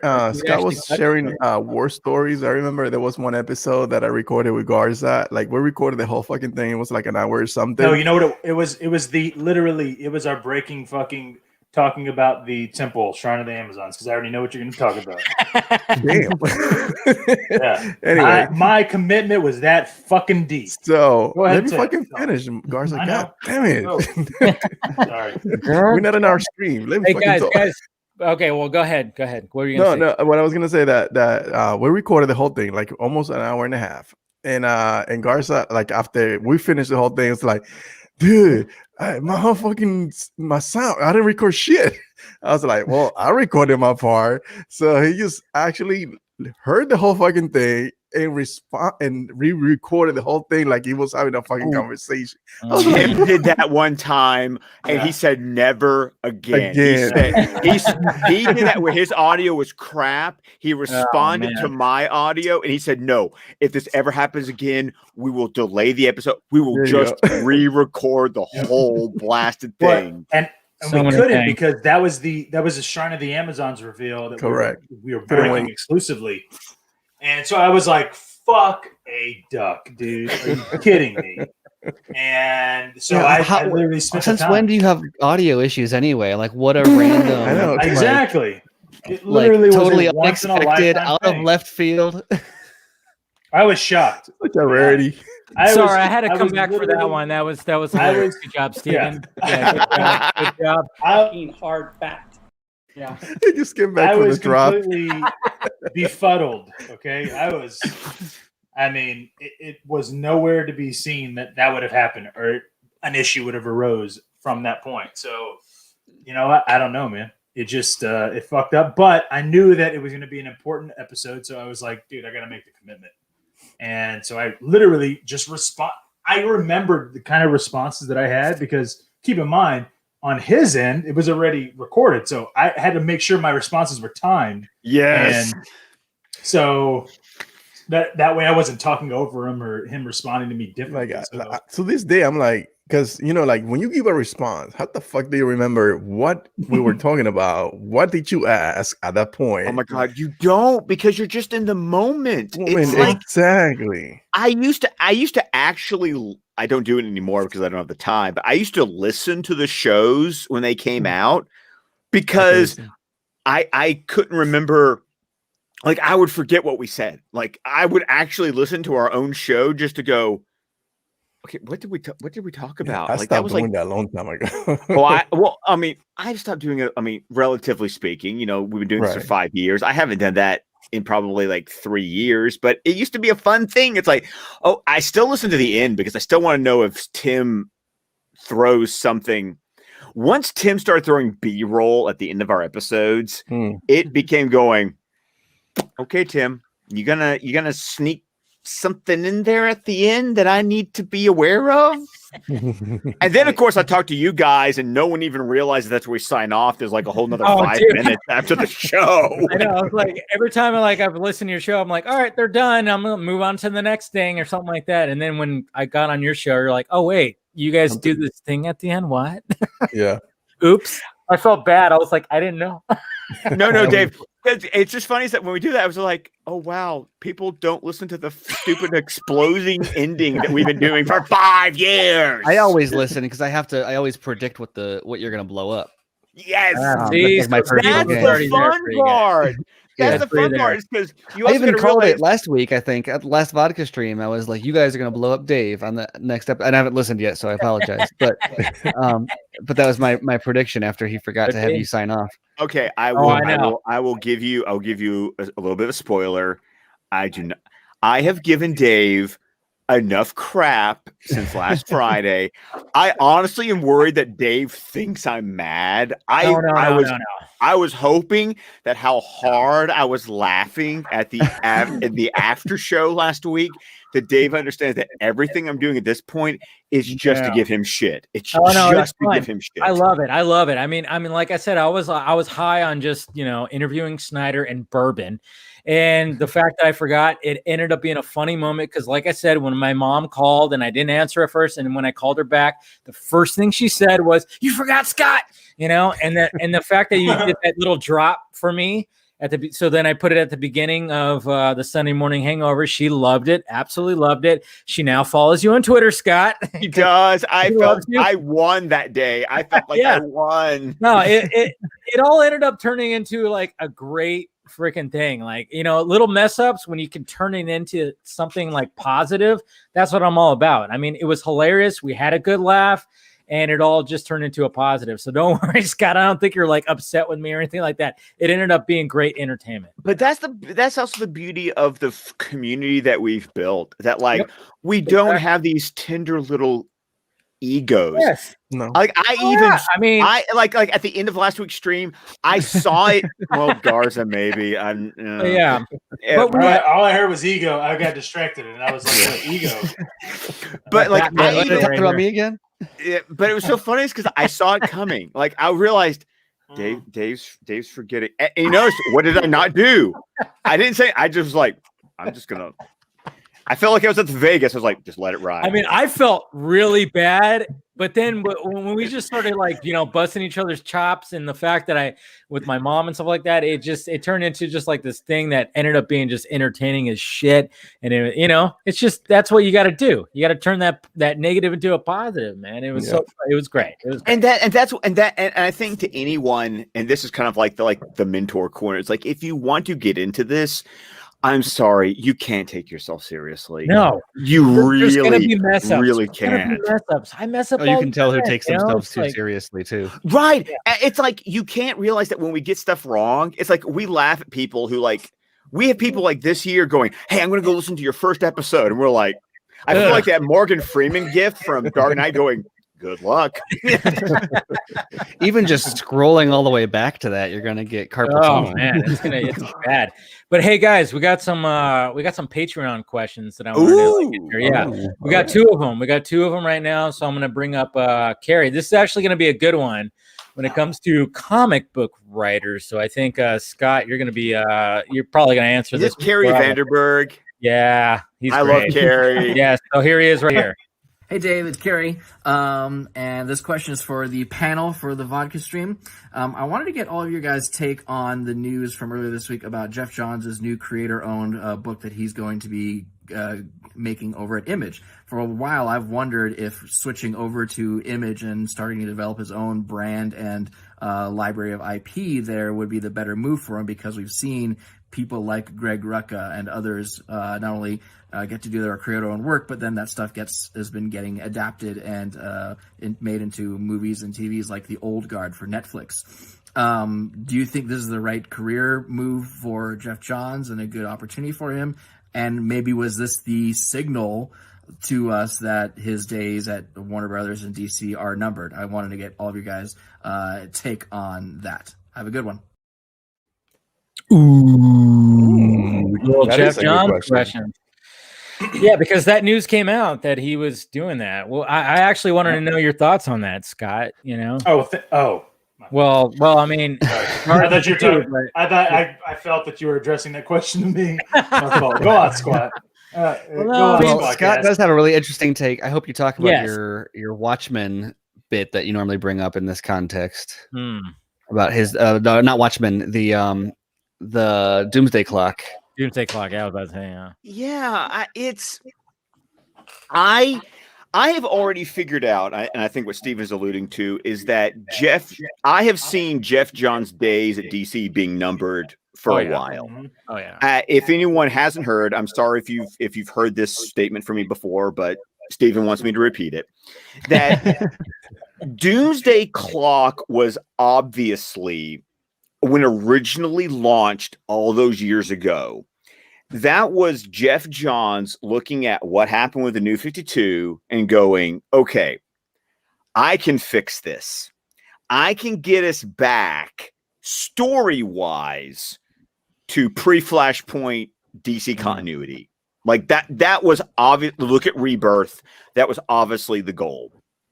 Once Justice League happened and he lost his position as chief creative officer, if you read Doomsday Clock, you can look at the delays and you can watch, in my personal opinion, subjectively, a decline in quality as the story goes on because costume designs changed. Because when that was launched, he announced at a Comic-Con, Doomsday Clock is 1 year in the future.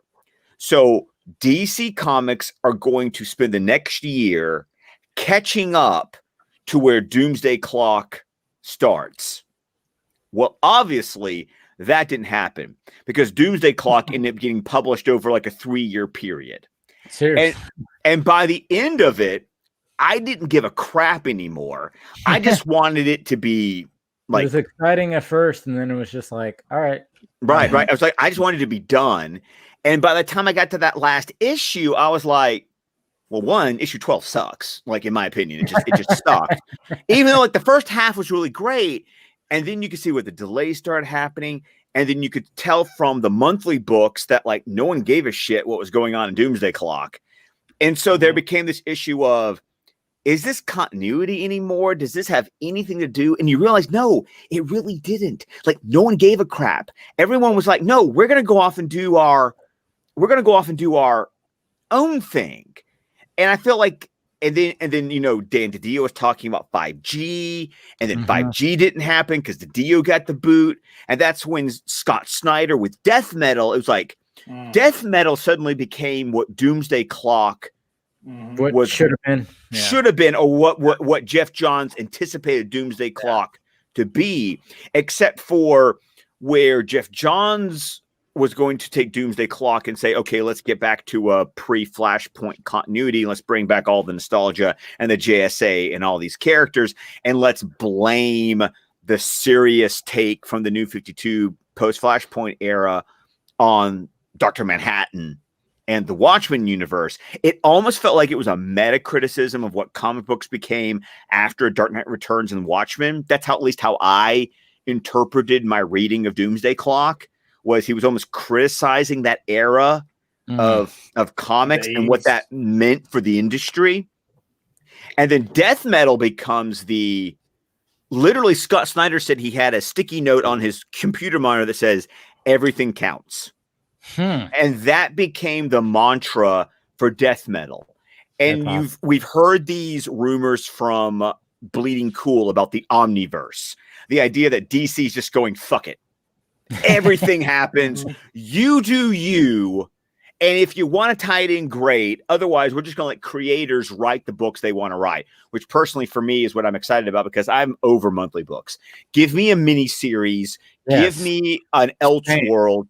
Give me a Black Label book, and I'm so much more happier. Then you look at Three Jokers. Three Jokers was set up in issue number 50 of his Justice League run. And his Justice League run was epic. I loved his New 52 Justice League run. But you set up the Three Jokers thing in that issue number 50. It gets brought up again in the Rebirth special. And then it just went away until the Three Jokers book came out. So when the Three Jokers book comes out, the costumes don't match continuity. The story doesn't feel as big as the setup was from Justice League and Rebirth. And when I got to the end of Three Jokers, I was just kind of like, man. Like I felt that way. Like issue number 2 of Three Jokers is amazing. Issue number 2 is a fantastic read. But issue number 1 is a 40-something pages of exposition setup. And then the third issue was like, this felt like this needed to be 6 issues. Like this felt like it needed to be like a 12-issue miniseries. It did not need to be 3 Black Label books.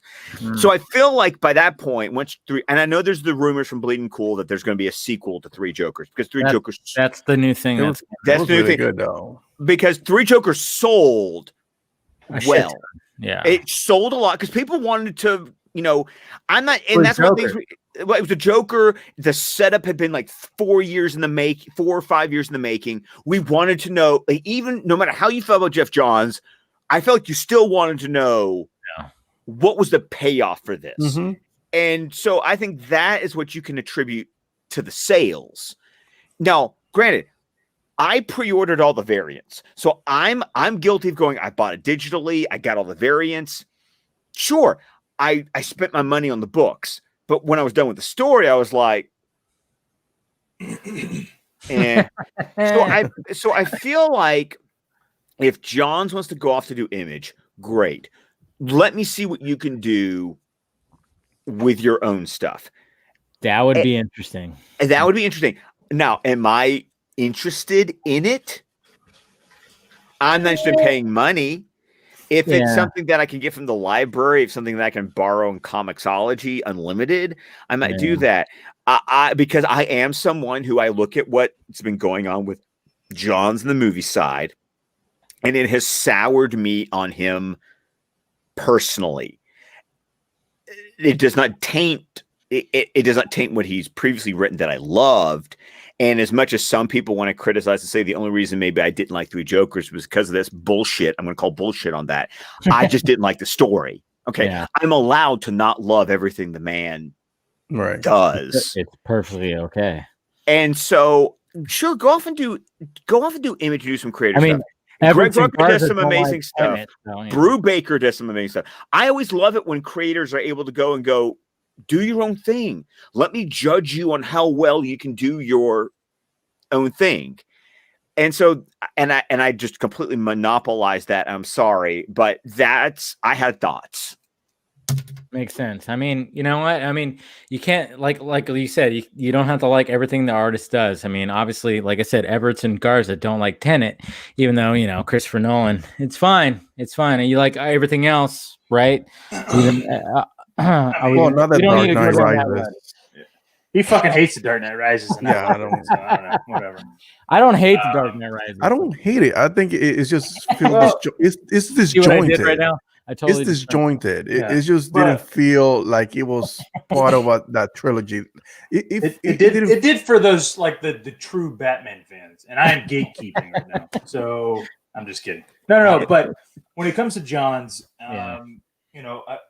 look, I'll admit it. I bought things to keep as, reserve, just to invest a little bit, So I bought the Three Jokers. Did I read it? Absolutely not. I can give a shit less. Did I get the #1 issue? Yeah, because you know what? Regardless of what happens, it's probably going to be a popular book. And so, it sure was. The fact that he is actually coming and not necessarily leaving DC, because that's not what he's doing, but if you're going to tell me that he's now going to be concentrating on his own IP at another comics division that's not DC, that all but signifies that DC is kind of going, yeah, we don't need you right now. Yeah, we're probably not going to need you for a while. Yeah. And you might want to be looking at different options from here on out because we have Scott Snyder. And how good has he been at creating new characters? Like he created Stargirl. Yeah, he created Magon, Miss Martian. I don't know who that is. Okay, but cool. But the point is though, is that look at Scott Snyder as a classic example, who's a writer. Mm-hmm. How many characters has Scott Snyder created? All the Batman characters that he created. Metal. He's been delved. Like I said, I will always praise Rebirth. Like when Rebirth came out and Batman All-Star, that Two-Face and Batman. Yeah. And see, for me, it was I I still have not read Black Mirror, which is when he created James Gordon Jr. Well, he didn't create James Gordon Jr., but he basically did, because like James Gordon Jr. was a character, was a baby in year one, and Scott Snyder went, "What happened to him? We could do something with that. We could do something. We do something with that." And he writes Black Mirror because he was like, Dick Grayson's Batman. He needs a nemesis. You know, and that's cool. And then he goes and writes Gates of Gotham, which then develops this history of Gotham, which pretty much is now being used. Like that's become. And then you get to New 52, and when your first freaking arc is the Court of Owls. Oof. That's when you know you're doing something well. That's what I'm saying. Like I remember buying all of those trade paperbacks. Like I bought 1 through 7, and I fucking read through them, and I was like, I didn't realize that the Court of Owls was like something brand new that had never been introduced until I was reading it from Scott Snyder, and I was like, it's fairly fresh. Yeah, I was like, how the fuck do you even think about all this, knowing that there's 80 years worth of history? Well, at that time it was 70 years, but 70 years of history of Batman, and you're going, I'm going to develop not only an iconic villain, but an intricate way to go, here is something inside of Gotham that you guys don't even realize as readers. Yeah, like I was enamored by that storytelling, and then to incorporate the Joker the way he did, and at the end, where I think the number 3 of the trade pat was Death of the Family. Death of the Family. Not Death in the Family. And I was like, dude, and how we basically fucked up the entire Bat family. And then Endgame for number 7. I was just like, dude, this guy not only gets Batman, but he can tell a story that is just so over the top. And then to introduce death metal, I was just and the only thing that hurts me was that his Batman run was so amazing that everyone slept on Peter Tomasi on Batman and Robin, which I loved, because when Scott Snyder was writing Batman, he was very Batman centric. Yeah. But Tomasi was over there going, we've got a Batman and Robin who are father and son. Let's dig into that dynamic. Mm-hmm. And you have a son who was raised by the League of Assassins. Yeah. I mean, Tomasi's run on Batman and Robin before he took over Superman and Rebirth, which his Superman Rebirth run was great. It was great. Amazing. It was great. I'm sorry. I want to take a moment here to just stand on my soapbox and go, Peter Tomasi, read Batman and Robin, read Superman, read Super Sons. Super Son's great. Yeah. I mean, Super Sons I love. Oh, I love Super Son. I have not read his detective, because that was right when my comic book. I need to catch up on his detective run. But man, Peter Tomasi, such. Well, and that's the thing, though, is so like when you think about it, if the fact that they have these kind of stories, and the fact that death metal, Dark Knights, kind of took over what was really establishing as the de facto new journey, and now into future state, you're going, where does Jeff Johns fall into this? He's kind of literally the side character. He's like, dude, we don't even need you anymore. Like, we got Jim Lee, who's a fantastic creator, and not only a fantastic creator, but he understands all these stories can be told in a different way. But he's not a dictator like Johns was. Like, Johns was like, I'm doing Rebirth, and you guys are all going to have to follow it. Yeah. I'm doing DC. I'm doing Doomsday Clock. You guys are all going to have to follow it. Jim Lee is like, no, dude. Y'all just do y'all's thing, and we're gonna do this. That's why the Omniverse idea appeals to me, because I think even Snyder has said that after death metal, he's like, I've done what I need to do in the superhero genre. Yeah. And I'm looking forward to him going back to Image and doing stuff like Witches and all his creator. Something different. His creator-owned stuff, because that's always fun. Yeah, Steven, I was about to say, what do you got? I feel like it's like, well, I was going to say, I feel like we're kind of getting to a point where not just with comics, but just the notion of canon in general, it's like a reverse it's like reverse. It's like approaching Crisis on Infinite Earths from the opposite side of like, you know what? Maybe there's too much effort being put into keeping things clean.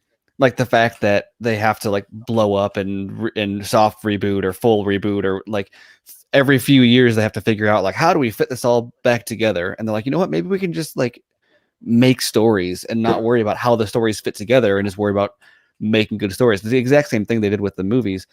And I feel like, I don't know if it's a product of, or if it just happened at the same time as sort of the MCU thing, and the general consciousness kind of grabbed onto this idea of it's all connected, everything fits together. And you had the MCU and you had Star Wars doing it in a big pop culture way, but then all comics have been doing that for years and years. And it's getting to the point now where all of them, like even Marvel, is taking the like multiverse approach now with like, you know what, let's find a way to tell some stories that like we're not constrained by other stories. Like at a certain point, canon is more of a burden than it is a like a boost. Like there's cool things you can get from canon in the way that you can like pull other stuff and reference stuff and make long form stories.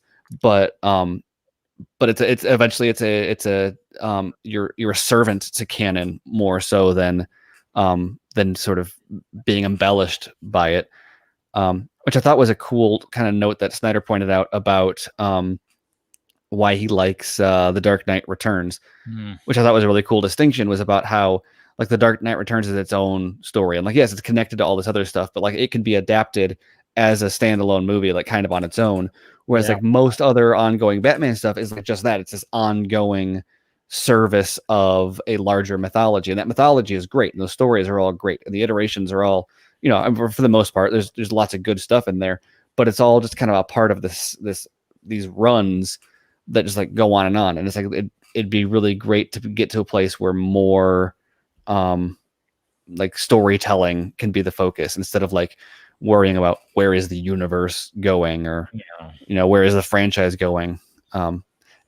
And like, not that that's totally non-existent, because there's Elseworlds and all sorts of stuff, but yeah, just I think canon people are starting to realize it's a little bit more of a burden than was intended. When I mean, that was one of the things I wanted to ask like Snyder too, is like, I mean, well, I think the point came across was the fact that, you know, he said that, you know, when these comic book writers do a one-off, you know, that's what happens. You have a graphic novel of a story. That's what he was trying to do.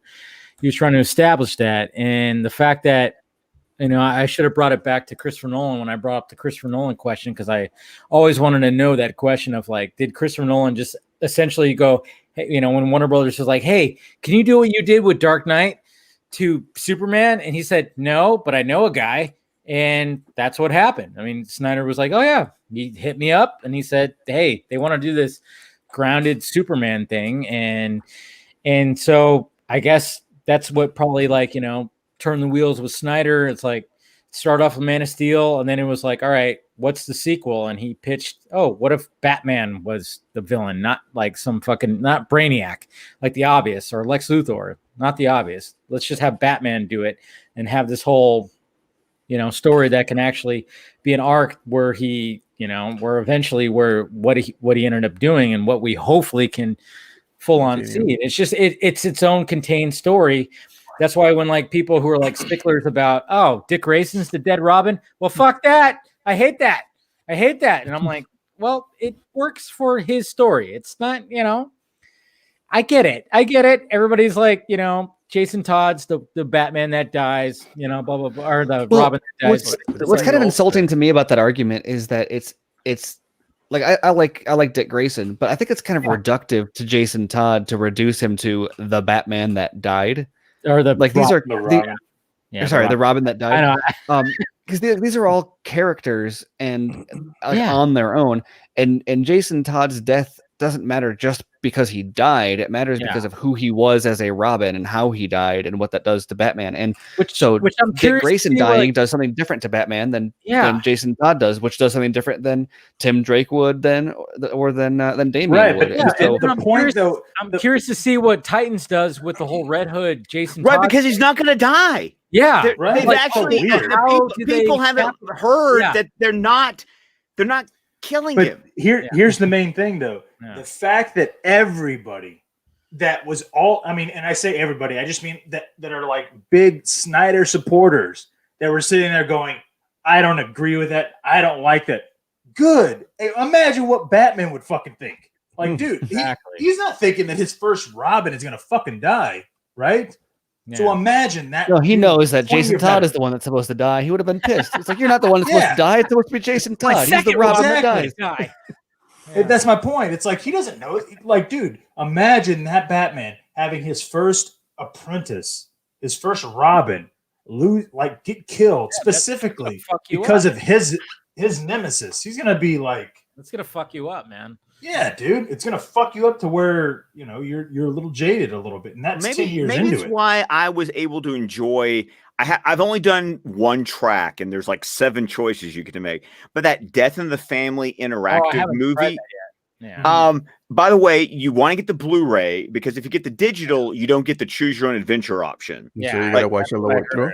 Yeah, like basically they just cut the different story threads solid.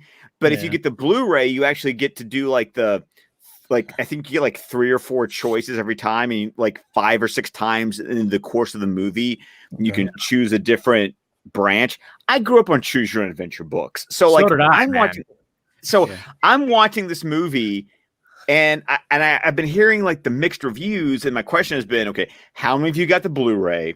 How many of you bought digitally and are just having to watch through instead of actually actively that's crazy. I didn't know making choices.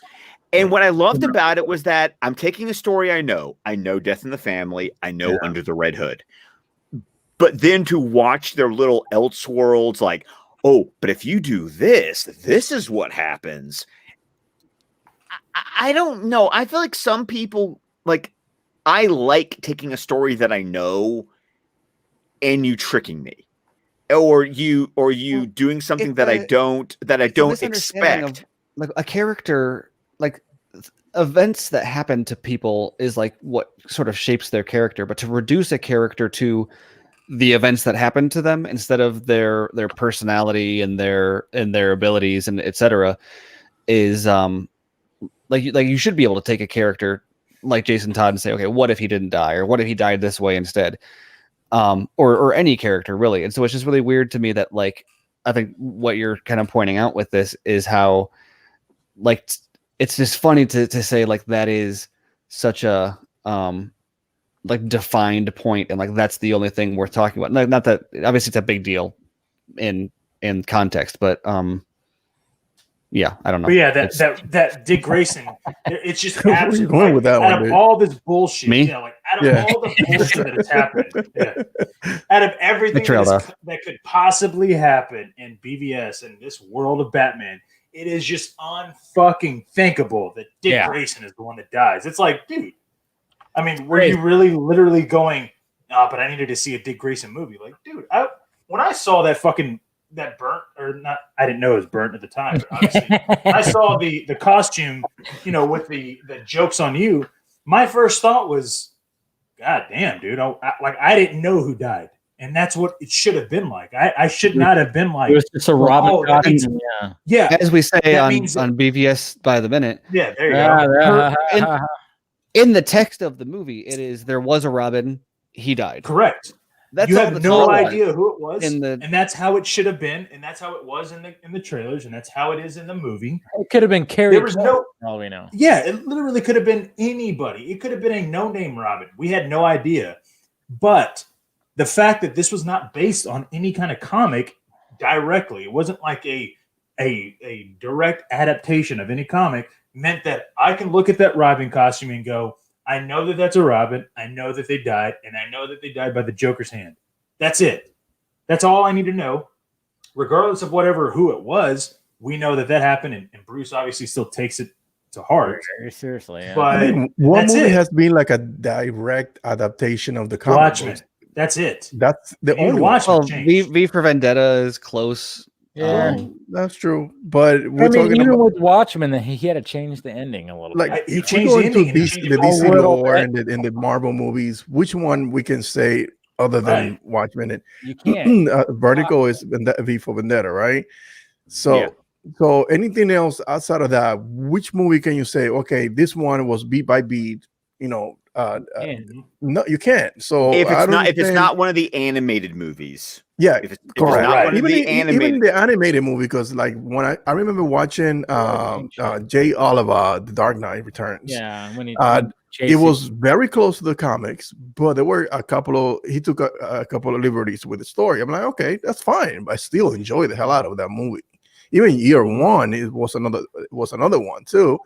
So year one, they had to add stuff just to make it 60 minutes. Correct. Because it's a short story. So that's what. So I don't understand why not us, but why people had this notion that he has to adhere to a specific timeline, to a specific rule, how he got to treat these characters when he's making his movies. I don't know. This is probably hyperbolic, but I kind of feel like most people don't actually care about that. They just want people to know how much they care about comics, or how much they know about comics. And so being able to say like he did it wrong because here's a list of all the things that are supposed to happen. As like flexing, like I want to remind everyone. I mean, Jesus Christ. I mean, but dude, you respect any time like somebody decides to tweak something or change something, and I want something new and interesting. You have to, yes. It can't be legit. That's what I respect about. I mean, when it comes to Snyder, even when it comes to even like MCU movies that like take little bits from like, oh, the source material. We're gonna take this little part right here that you recognize maybe, and then but the rest of it's going to be something different and new. There's nothing wrong with that. There's my God, the amount that the MCU took 616 and Ultimate Universe and just went. We're going to take what we like. We're going to take what we like from 616. We're going to take what we like from the Ultimate Universe, and then we're just going to make this great hodgepodge that does what we want to do with it. Yeah, the whole fucking Infinity Saga is just like completely different to whatever. The Civil War. I mean, Civil War. Exactly. I hope eventually they do more of a legit, maybe in like a series form with Civil War. Because that is a pivotal Marvel. Well, hell, even X-Men. I mean, X-Men. Yeah. I mean, look at like the first time we saw Spider-Man on live action. Sam Raimi was like, you know what? We're not going to have Peter do the web shooters. He's gonna have it like built into organic. his look at any superhero movie. It worked. Well, I'll be legit, like for real. Like I bought comics when I was younger. When I was a kid, I'd go to the comic store and I bought Spider-Man. I bought X-Men stuff. But when I remember how Sam Raimi's Spider-Man, influenced me so much that moment when I watched it in 2012 or 2002. I just assumed that was how Peter did it. Like I just thought it would be organic. So when I saw like the new versions where they're like they made it make sense. Yeah. I was like, that was weird to me. So I'd always thought it was organic. Like, of course, just come out. It was risk. No, you're not the only one. When I was little, the first movie I watched was 1949. The first issue. No, it was 1978. The first. Paid a nickel to see. Yes, correct. See Flash Gordon. Actually, I paid 10. Yo, dude, it's not 1938 anymore. Apples don't cost a nickel.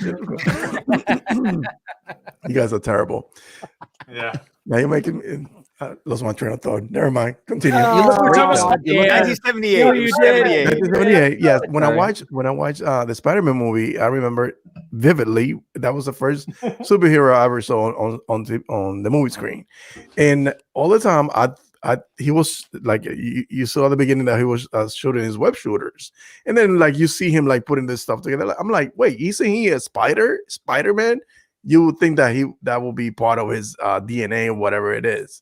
No, so that was to me that made sense when I was like 6 years old. I mean, it is crazy to think like, wow, they just made that little subtle change and we all accepted it. Like it was nothing. Yeah, why not? It makes sense. Well, also because let's talk about 2002 Spider-Man, Sam Raimi. Oh man, that movie was done. That movie was on fire because it was like It revolutionized. They put him in a costume that looked the way it looked in the comics. Perfect. And Sam Raimi loved that Stan Lee, Steve Ditko era. Oh yeah, he did. And it just exuded. And you know what? As much as I can give crap about the Green Goblin costume and the Green, I mean, and all the things. Willem Dafoe was a great villain. I wish they would have used the original one. The weird thing about that is that we had X-Men in 2000, and yes, like I didn't get the same feeling that I got when I watched X-Men, and I think it was because X-Men was so, it was about a group, and we saw, like I'm a huge Wolverine fan, so. Yeah. But I don't know. It was just something about Spider-Man that the way it was just created and the way it just worked for me. And I was like blown away. Like the first time that they really, I mean, despite all this talk about the web shooters, I guess per Scott's points also, it's like the first time they really embraced like what the comics were. Like even Batman 89 or even like Superman took like major deviations kind of from key aspects of the characters that people were fine with. Because like they didn't know or they didn't care as much, but like Spider-Man was so true to like the comic, the costume was like right off the page. I guess Superman was kind of like that also, but like even Batman wasn't like that. Batman wasn't like that until BVS was like the first time that it's like, oh yeah, that's how it looks in the comics. Pretty much.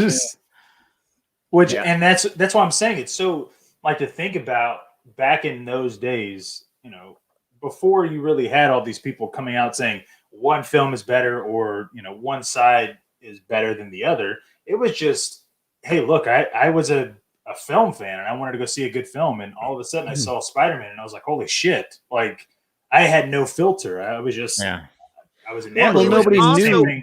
Well, it was also nobody even knew DC or Marvel. Well, right. And to Dave's point, we are, and I hate selling like the old man, but I'm going to. It's like we are so freaking spoiled. Please, we are spoiled. I'm talking about days when it was 3 years in between. Like, Batman and Robin was 1992. Batman Forever was 1995, and there was Batman. No, that was Batman Forever. Batman Returns. Yeah. No, Batman Returns. Sorry, Batman Returns 92. Batman Forever 95. Yeah. And it's just like Batman and Robin. Robin was 97. I remember that. Yeah. They took 2 years for that one. They were like, let's get it out there, and it was like, oh shit. But it's kind of like when we go through Squadcast movies and we literally review every comic book movie ever made, and you look at some of those gaps of years that you're just like, wow, that was it for 1989. Oh, there were 2 movies in 89. Oh, okay. And then 90, there was a couple. And movies that even at the time you didn't know were based on comic books. Yeah. Right. And you would just see this progression. And then you watch some of them and you're like, well, not only were there few and far between, so many of them, they were crap. Right. But the thing, who is to blame? I feel like that if we would have gotten somebody who would have gone to DC and said, listen, you have this amazing IP. Let's start banging this movie out and let's create this shared universe.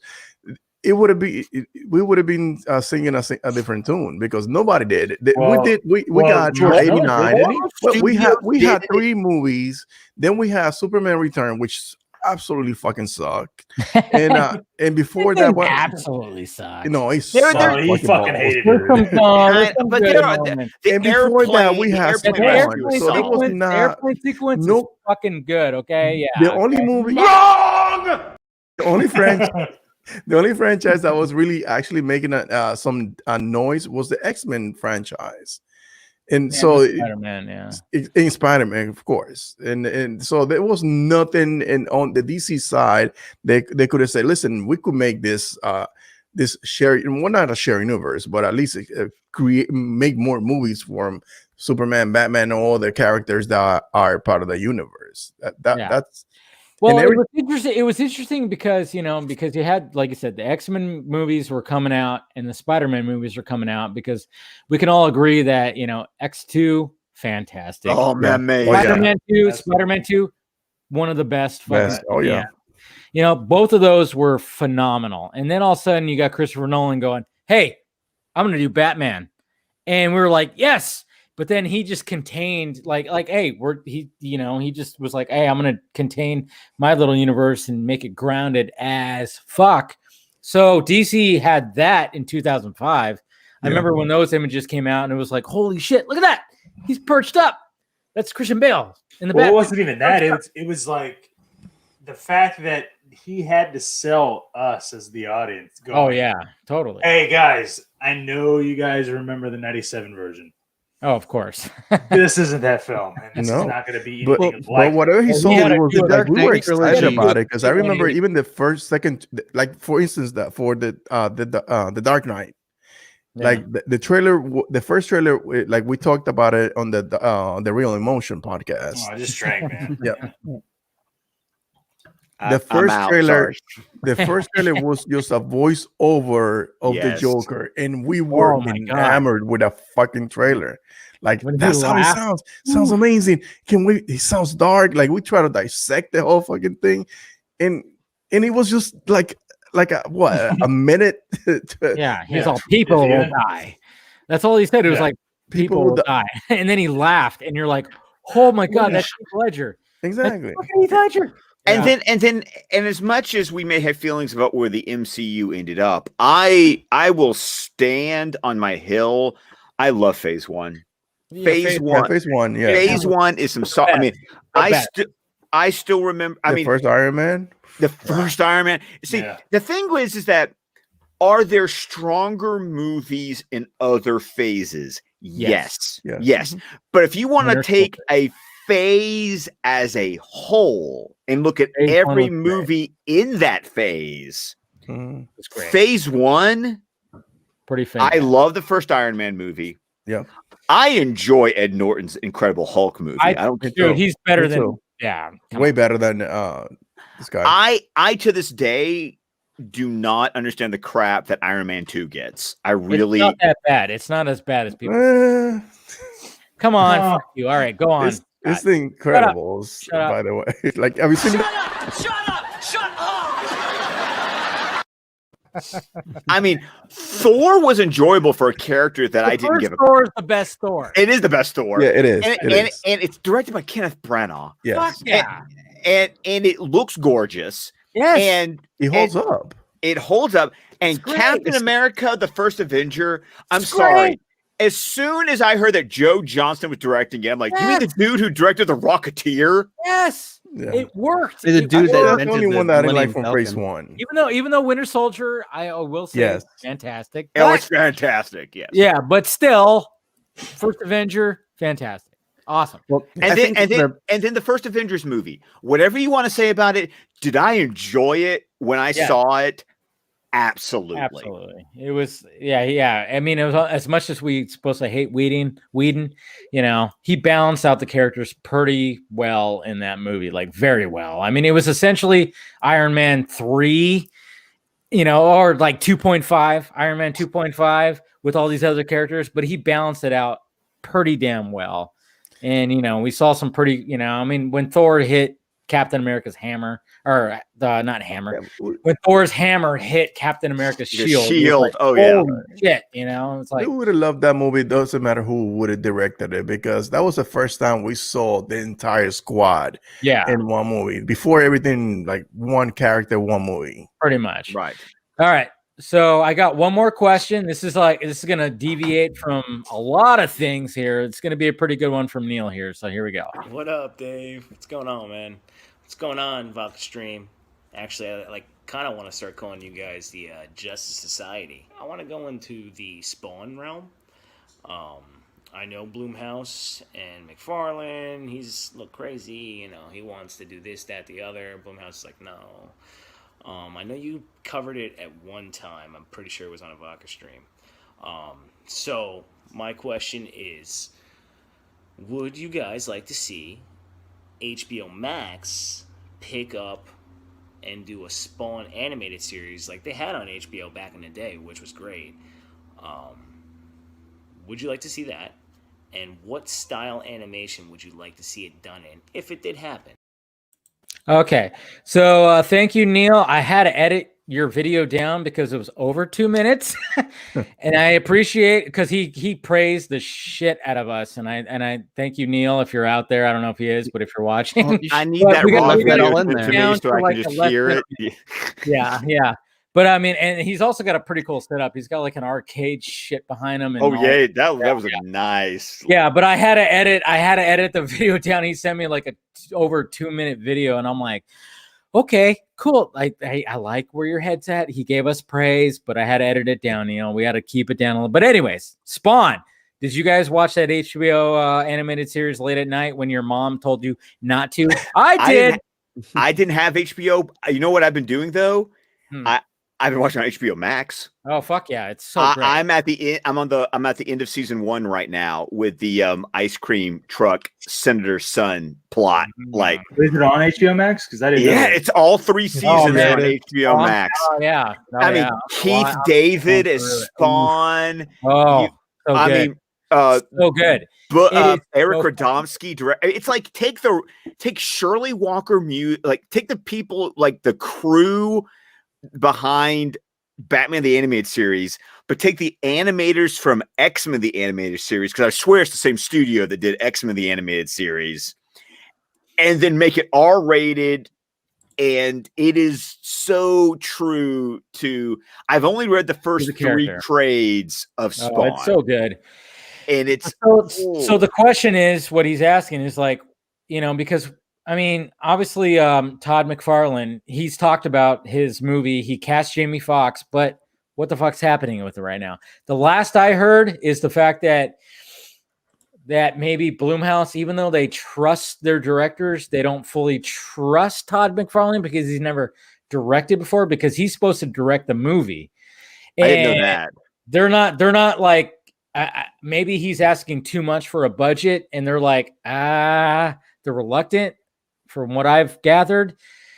So I don't know. It's a iffy thing. And if it were to go to like an animated series on HBO Max, or cool, but I do want to see a fucking hardcore R-rated, hard R Spawn live action with Jamie Foxx. That'd be sweet. I do want to see that. So it's like, I'm like, when I used to like I said, like when my mom didn't know I was watching HBO late at night, I would watch the old Spawn animated series, you know, and it was just like it was baffling. I remember there was also the Max with like 3 X's. Do you remember that? Yes. Series? Yes. There was that series, but I think that was on MTV or something. Eon Flux was on Eon MTV. Flux, yes. Eon Flux, I have to watch that. You always remember the fly and the fucking the island. Yeah. And then remember they tried to do that with Charlize Theron. Did not work. Yeah, did not work. But you know, it's very hard to capture what they can do with like that dark animation live action. But I think, I'm so torn on it, because I would actually love to see like an animated style, something a little darker, something a little more maybe what they did with like Spider-Man Into the Spideyverse, but make it really dark. But it's like it's like taking the comic book and wrapping 3D around it, but making it super dark. Yeah, I would like to see that kind of animation. It'd be awesome to see like a Tartakovsky Spawn. I was thinking something anime like with the Castlevania on Netflix. Oh, there you go. Oh my god, yeah. That's not bad. I like that. Have any of you watched The Recall? It's a short film based on with Spawn. It's a Spawn short clip. I haven't seen that. You know, watch that. Let me show you this. Hold on one second. Oh, I just want to show you that little piece, because it's so freaking good. Keep me, don't kick me. Hey, I'm. Ooh, okay. There you go.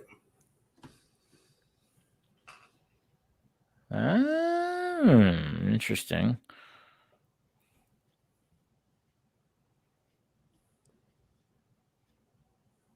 So that's pretty cool. This is fan made. I think this is like almost 5 years old. That's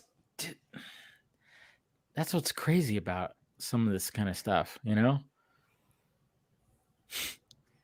And that almost looks better than the '97 movie. I was about to say, I'm like, remember when Martin Sheen was like standing there with like the cape and when like Spawn crashed down? Yeah. Yeah, I know. It's pretty crazy. Wow. Let me try to go a little bit further because it's. That's fine. Oh, there she is. Oh.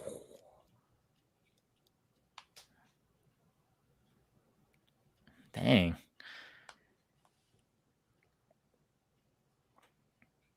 It's amazing what fans can do these days. I know. Yeah.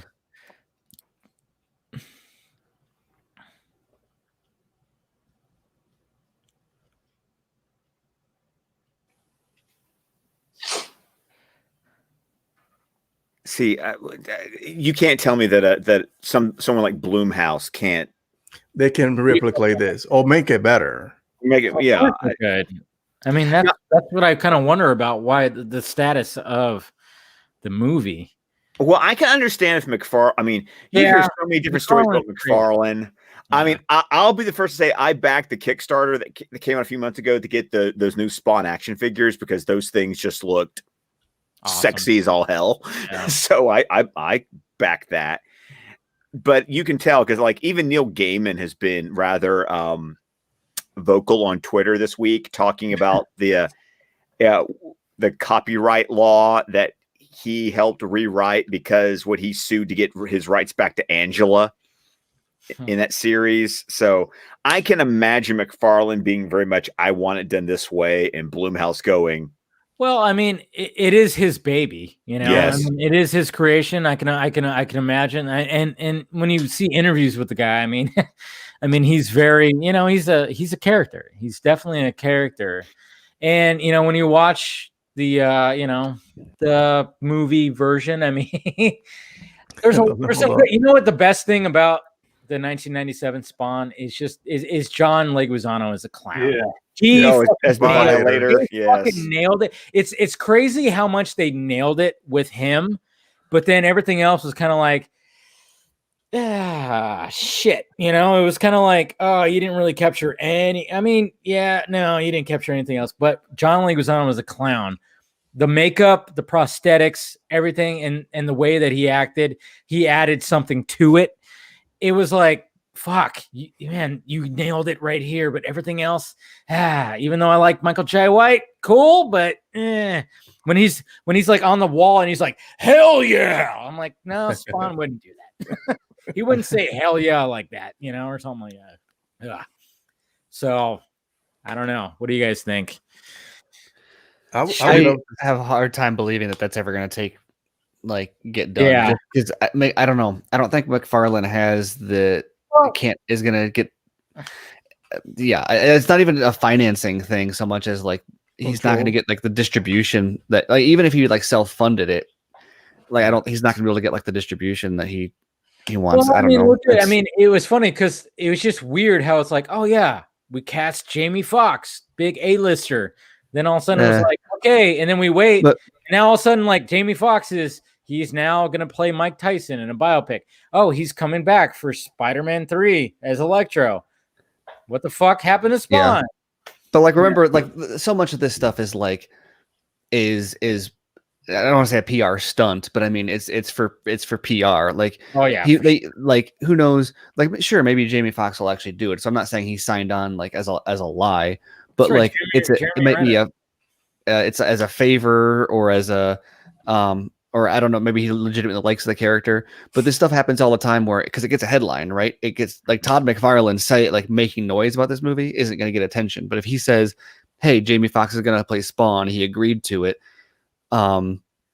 Like that's going to get attention, and that turns it all of a sudden. Now it's a unmade project as opposed to something that McFarlane is trying to convince people to make, right? And so it takes on more of a tangible thing in the same way as like Ava DuVernay's New Gods is like the equivalent of like vaporware for like anyone who knows what that is, where yeah, what is that?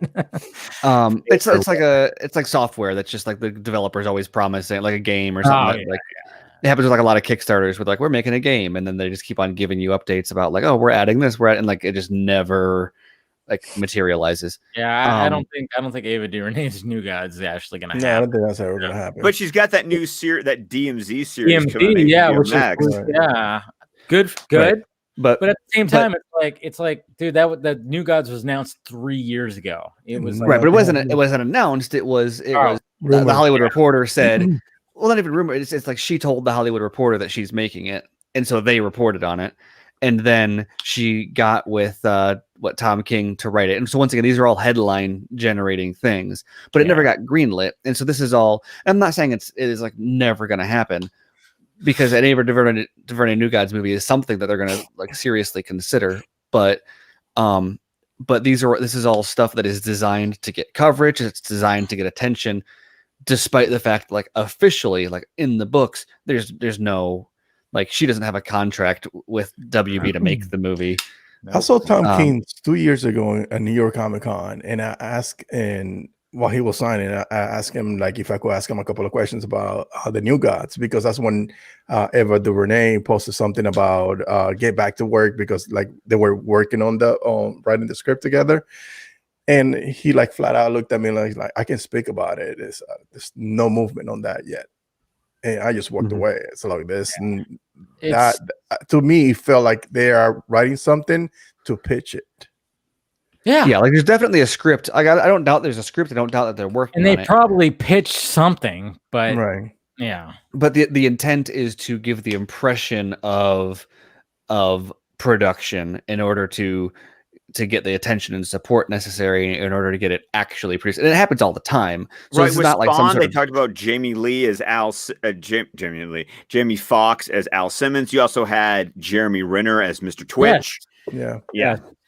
They announced like two, like, essentially A-listers in this movie. And then all of a sudden it was just like, that's it. What have we heard in like the last year and a half? I don't know, because I was actually like, when I heard about that, I was like, good. Cool. Because I went to the theater in 97 to watch that other movie, and I would like to see something better. Yeah, I mean, and not just cape porn, because that's what the Spawn movie was. It was a lot of cape porn. I mean, if you want to talk about how, like Snyder does a lot of cape porn, I mean, watch that fucking Spawn movie. There's a lot of cape porn in that. But I mean, it's 1997, like visual effects, so the cape doesn't look as sharp, obviously. Right.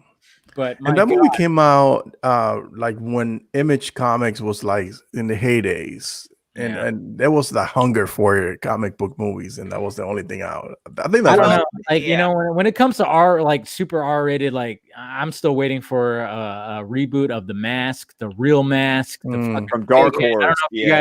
I don't know if you guys, Dark Horse. I mean, I am when Deadpool came out, I was like, all right, it's time to fucking, give us a legit R-rated movie of The Mask the way it was supposed to be. I mean, I don't mind the Jim Carrey version. I love the Jim Carrey version, but they watered it down. But they watered it down good.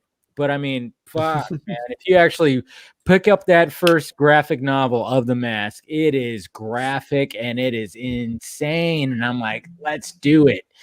But what the fuck happened to Jupiter's Legacy on Netflix? Jupiter's Legacy. Oh man, that's the one that it lost tonight, right? Yeah. The second you lose Stephen tonight due to creative differences, I'm like, walked away from it. Yeah. Like, I lose a ton of interest in it solely because of that. Like, not because he's like the be all end all so much as like I know the direction he would take it, and so if that's the direction that they're struggling, like it'd be one thing if they were like, the Knight had a scheduling conflict and Goddard is going to replace him. It's like, well, that's too bad, but it might be an upgrade. But like to be like, oh no, there's like creative differences there. I'm like, okay, great. So basically, what we get is going to be a tonal mismatch, and they're going to be trying to push it in a direction that I'm less interested in. I don't know. That's just my take. Did they even stop? They stopped production altogether? They shelved the movie. I mean, the show. I have no idea. Holy shit! That is something that I was looking forward to. Yeah, it's all crazy, but you know what? I think we should wrap this up. I mean, we're like 3 hours and 47 minutes in the thing, man. Whew. Wow. I mean, yeah, it's one of the long ones, but we expected it. Like I said, I had to like flaunt the new setup. Hopefully the new setup is it looks great. It looks great. I like it. I was trying to go for that like, hey, loungy kind of vodka bar lounge, whatever the fuck. I think it'll work.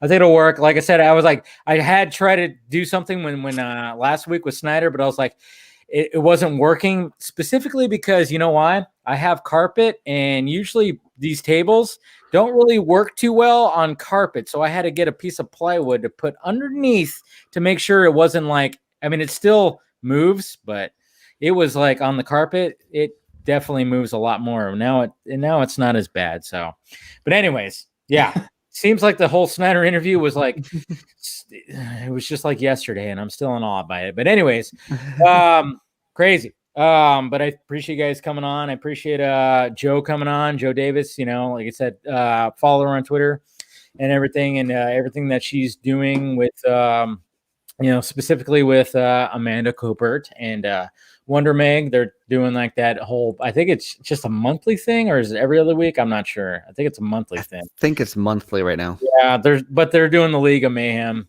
thing, every other week. That seems to be what they're doing. But I appreciate her coming on and giving her perspective with everything in the UsUnited thing, because I mean, we really didn't totally. I mean, look at Scott. He's got his Deathstroke out there. Since we've been talking about McFarlane, I thought I would bust out the McFarlane Deathstroke I finally unpacked today. I mean, when it came to everything that was coming out, I mean, we thought it was. I thought it was going to settle down after Tuesday, and then all of a sudden Thursday it was like, oh yeah, Ben Affleck. He decides to, chime in, and so did Henry Cavill, and then all of a sudden, Joe Manganiello comes out and goes, "Hey, yeah." I mean, it was funny too, because what did Snyder say on the Vodka stream last week?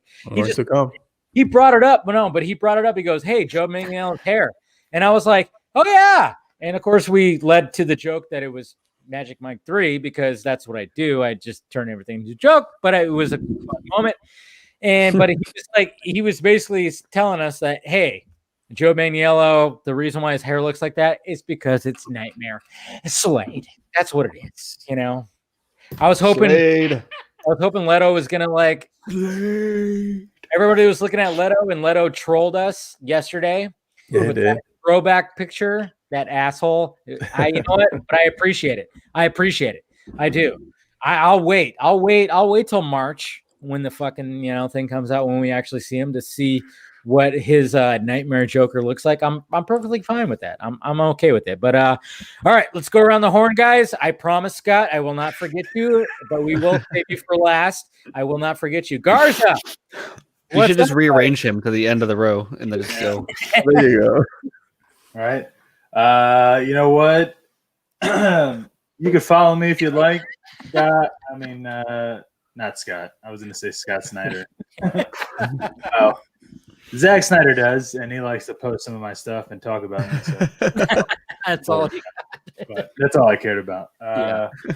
Congratulations, man. It was a good article. It was great. I like how you broke it down, because I mentioned it early too, like how Snyder was changing the game when it came to, getting the word out. He was not doing the same thing that he was, that normal directors do.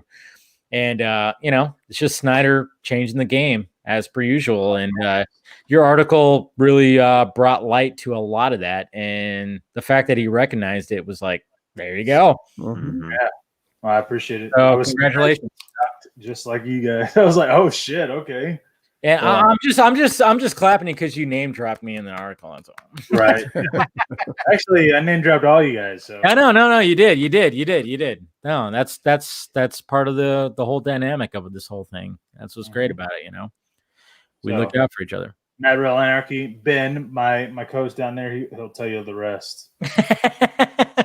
What? I'm throwing, dude. All right, go ahead, Ben. Yeah, he's leaving it to you to promote, man. You can follow me on Mr._Everts on Twitter and Instagram and all social media platform. You can always follow the mother page, Real Anarchy, on Instagram and also social media platform. And you can always catch our live stream every Wednesday at 10 o'clock Eastern Standard Time. The real emotion. Shit. You were so close. Nice pause. Dramatic. Yeah, dude. All right, Steven. Yeah, I'm Stephen Colbert. You can find me on Twitter at smcolbert. I write at Screen Rant. I just put up a piece this morning, I think, that people really liked about how Zack Snyder's got multiple projects coming to HBO Max. That was and how that's exclusivo. It was a scoop. It was a scoop, right? It was no, not at all. Shit. I thought it no, was. because he's producing. He's producing Wonder Woman 84. So like Stone Quarry owns like all the DC stuff.